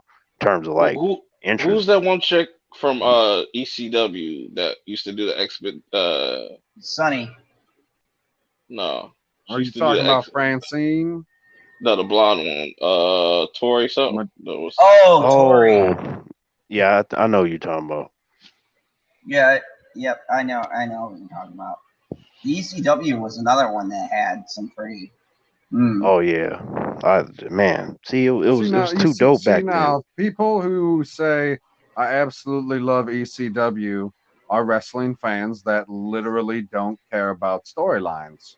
Yeah, They ain't that's got true. storylines in ECW. Dude, ECW though, Man, I will ECW say was awesome. Like it just the violence and shit. Like that's why people watched it. ECW's commentary, I would say, rivaled even WWE's commentary. Joey Styles. Wait, whoa, hold on. You can't just say WWE commentary. You have to say who, like what group. I know I'm gonna get berated for this, but I go with the King and Lawler. Oh yeah, Who the fuck that is shit. gonna berate you for that? Because like when you looked at how animated Joey Styles was for a match, and then them, they didn't get more animated until the Attitude Era. No, I thought no. You would like catch flack if you were gonna say like Michael Cole and JBL. What are the Like that funniest? is the quintessential WWE commentary team that most people think of. The best one was King Booker though. That shit was King Booker. Yeah, that shit was funny as hell. five time. Man, Booker T to me was better when No, he was in I gotta WCW with his understand brother why Stevie Zod. Ray. I gotta understand why Zod thought he was gonna catch flack for thinking that it's odd that his favorite crew in WWE is the King and JR. Well, yeah, because a lot of people like them. Well, yeah, because they were fucking why would awesome. you catch flack for that? Well, because I was going against the grain, saying that I thought that the announce team for ECW was better than them. Did y'all That's catch fine. flack Like, for that? Yeah. okay, but I that would thought only you meant come you were from. catching flack for saying that was the best WWE crew. Oh no. Man, it just depends on who you're talking to and how much they've seen. That's all. Yeah. Did y'all talk about the Bad Boys trailer yet? Already? Yeah. Oh, that shit was fire. But Perp, being that you're on, what did you think of that? Because I've been. I like the trailer. I just don't like that release date. Yeah, What's the it's a little far, but man, it's been a long time coming. I was like, Fucking 10 years. What's the release what? date? It's like January. Like, Yeah. I'm like, what That's the a fuck? really bad place to put a movie because all of the shit movies come out. Bad Boys always seemed like it would be a summer movie. It'll wouldn't say- be fine. It'll be fine. I was thinking at What do you least mean like by April. it'll be fine? It's gonna do fine. Like it don't matter that it's in January. It'll be fine. Huh. Yeah. Because it's Bad Boys. Like so many individuals have been waiting on this shit. Like I mean, it's long overdue. Like humans are gonna show up for that shit. You know what? I said, okay, when Bad Boys 1 came out and then they had a long wait for that one too, I said, no one's going to be hyped about 2. And you know what? I was wrong. Here's the thing. 2 I was think actually better than 1. Terrence might be on something, but I just still think it's gonna come out and people will be like, okay, it was okay. I just don't think it's not gonna top the first 2. It's just gonna be like, okay. Well, it maybe not, but it doesn't have to. KKK. Like it just needs to be decent. No, it has to, because like how long it's been like, was it 20? I It's think been almost like. Well, I mean, 15 years? it should and it has to, I feel, are two different things. But I'm like, we all know the track record of third movies. So I think that, because the first 2 are so good, if you can get the third one and it's at least decent, then we can say this is a great trilogy. We just don't want it to be bad. That's a fair point. I just wish they would never have want number 3 to suck. I wish they would have went with a March or April release date, just because that would have just been like, all right, so the studio's confident in this movie. It just doesn't seem like they're confident. And it took them like 3 months, like 3 or 4 months to shoot this movie. So that's also kind of like. Well, I mean, like I see what you're saying, but like date or just a month. Yeah, they gave it a specific date, like January. What was it, 17th? Some shit like that. Yeah. I forgot the date. originally when there were supposed to be two movies. There were supposed to be Bad Boys 3 and Bad Boys 4. They were going to shoot those back to back, but they pretty much canned that. But to be fair though, like Will Smith has been trying to do this for 10 years and like it was hard. So we can see why that didn't happen. But the fact that this one is out, it's like, oh shit, it made it. Cause like I was like, I'll believe it when I see it. Cause I've been saying that since Right. like I was in ninth grade and shit. And I was like, Mhm. what, 2007 or some shit? Like, Yeah, like Yeah, I said, the I mean, trailer looks no, good. I just hope I don't 2004 or some shit. like the trailer looks good. I just hope I don't walk into that shit and it's just be like they just showed you all the funny shit in the trailer type shit. yeah. Nah. Or I'm hoping It'll for the have a first. lot of it, but you know, we still gonna get what we gonna get. Cause you know, it's one Don't of give those me no movies.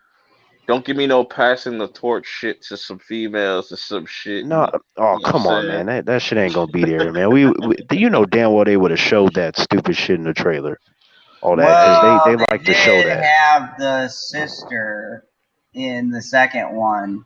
Yeah, but it don't look like she in this one. But even then though, like they're cops, so it's like it don't really work that way in this case. Like, so nah, don't worry about that. Let's see. But anyways, I'm gonna start winding things down because we're around in like 3:30. And Did you get to the last topic? yeah, that was the AOC thing and Nick Fury. yeah, PB. Oh, Yeah, man, I went pretty coherent. Everything went smooth. And you know, we had a good show. So I'm gonna go down the line and let these good folks plug the channel. Starting with beast mode over here, Terrence. Hey, what's going on, humans? It's Terrence here. It's been a little while since I've been on this panel. You know, sometimes in life you're doing other shit, but uh, you can find me on the Tremaine Terrence channel. It's a channel that I share with my brother. Uh, we just been making videos and talking about stuff for a number of years, and you know, I just really enjoy just running my mouth about different things and sharing my opinions. So if you feel like it, go over to the Tremaine Terrence channel and just kind of look around and see if there's something that tickles your fancy. So um, I always enjoy talking to everybody on this panel, like whoever comes on, and all these individuals here tonight. You know, they're friends of mine, and we always have really good conversations. So thank you for having me. of course, Terrence wants to tickle someone. And uh, Okay, and fine. I can punch the human if you want. God, like you just there we go. That was beast mode right there. Love it, love it. So if you don't hit that subscribe button tonight, if you're new to this Terrence will channel, find you. Terrence will find you and punch you. And Disclaimer. then tickle you. And then tickle you. Disclaimer. well, I mean, the tickling won't matter if they're dead from the punch, but yeah. Oh, crikey. Disclaimer. Right. We're all about life. Death is not the answer. I got you. I know. Oh God, and of course, the man who hopefully will be joining me for a special edition roundtable tomorrow. How you feeling about that, Herb sir? What did she say? I was like, Roundtable. yeah, I just tuned out for like a second. I know God was talking. Yeah, I'm definitely gonna be watching it chapter 2 later on today. I'm gonna have my review up afterwards, and then when everybody gets to see it, we do a round table. We do a bunch of chitter chatter. Yeah, Um, you want me to plug my channel? yeah, do it, man. Tell them where they can All right, find man. Franklin You can Saint. find me. You can find me at Perp Minded, slanging rocks in the corner like I'm Franklin Saint. It's like nah, but you know. Ooh, check out my Snowfall review because if you're into, well, actually no, because I know most people that are in the chat have never seen this show, but I highly recommend you watch it if you have Hulu, whatever streaming, whatever fuck, streaming service you can find it. I have my It Chapter 2 review coming up. Also, I'll be dropping on Friday a album review of Post Malone's "Hollywood Is Bleeding" album. Should be interesting. Yeah, I got a few videos coming this weekend also. But it's cool. Whatever. Yeah, but I need to buy me some red balloons before I see it though.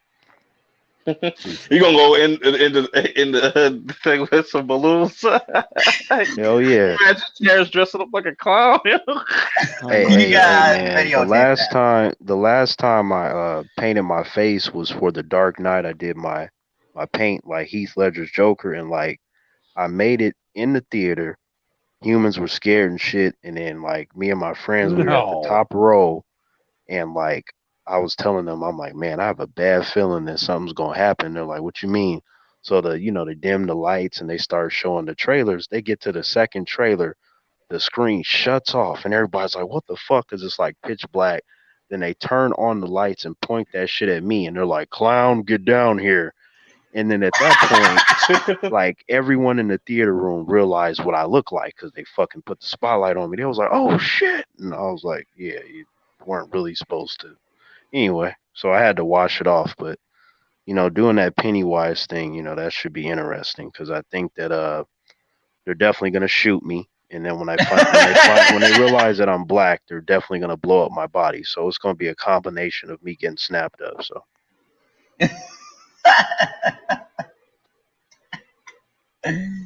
Shit. And of course, the commander, the curator, and the person who, in general, keeps us all in line. Go ahead, PB. Yep, I'm PB. You can find me at Pop Culture PB on YouTube and on Twitter. I talk about Marvel and Star Wars, and I do High Council highlights. So if you'd like to enjoy a laugh, go over there and check it out. And if you enjoy, or if you like what you see, hit the subscribe button. Also, who did you have on tonight? You had on Stevie J Reviews. Go check him out. He does a whole bunch of movie reviews. And then if you got 3 minutes, go check out Stig Kenobi. And don't forget about our favorite Husky. I was getting to it. I was just gonna say, and if you want to go check out some gaming or drumming videos, you can check out Cybernetic Husky. I'm sorry to have ever doubted you. Yeah, like I was getting to it. I was just saying his name at the end of the sentence instead of the start because it was getting a little repetitive. And of course, you all have been here on the Fandom Zone. And I got some big things in the works. I will have a review being posted on the surprise movie for me, Killer Man. I already posted my It Chapter 2 and my Joker review. Wait, what is that? Check those out. Huh? What is that? What movie is that? Killer Man. It stars Liam Hemsworth. oh yeah, Chris Hemsworth's brother. Yeah. Yeah, it's Cool. It's actually really good. Continue. I almost forgot who that was for a second. And the one who doesn't play Thor. And also, we are going to have a Fandom Zone talks with GSB, and you guys get to know a little bit more about her and her channel and whatnot. It'll be great. And in a week from now, I will have the two bald guys here. We'll probably just talk about movies. I don't know which one. Both of them or just one like you had last time? I don't know. It's a mixed bag. So there's you got the white guy last time. You said the two bald guys. Yeah. Yeah, those two Are bald they really guys. bald? Or they just got Yeah. a fade? Watch one of their videos. Like I'm pretty sure you see their faces sitting on a couch. Yeah, they're in. Oh, okay. Okay, I see what you're saying. Like they're bald the same way Michael Jordan is bald. Oh. Or for wrestling fans, Stone Cold. Like So- Mr. Clean Bald. So Zod, Well, with no these mohawk. talks, when it's I guess how you want to deal with you, me, Perp, like I guess you're gonna leave it to Perp to contact me. Is that how you're gonna do it? Yeah, because I can't figure out how to do the Yod link. PB Right. knows and everybody else. I'm working with crystals here. Yeah, because even like if you're trying to do like that whole interview thing where it's just me and you. If you're by yourself, I don't really see how you're gonna be able to get me. It ought to be hilarious. I'll find a way. Like, yep, I'm gonna be interviewing Terrence today, except he's not fucking here.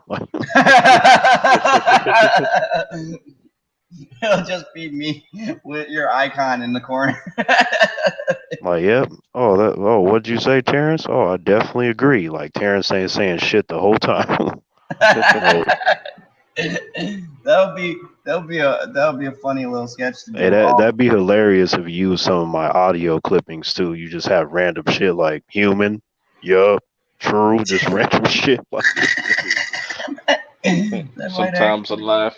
sometimes in life, I'm like, Zod, why am I saying that every 2 seconds without anything else following? Sometimes in life, a human's gotta die. Like what? Oh, and Yeah. also too, I talked to Echo Base Network. They'll be coming back on here this time. I'll have both of them on. So Coach will be talking about the Clone Wars. And yeah, I got a bunch of other stuff in the works. So definitely swing by. Make sure you got those notifications ready to go.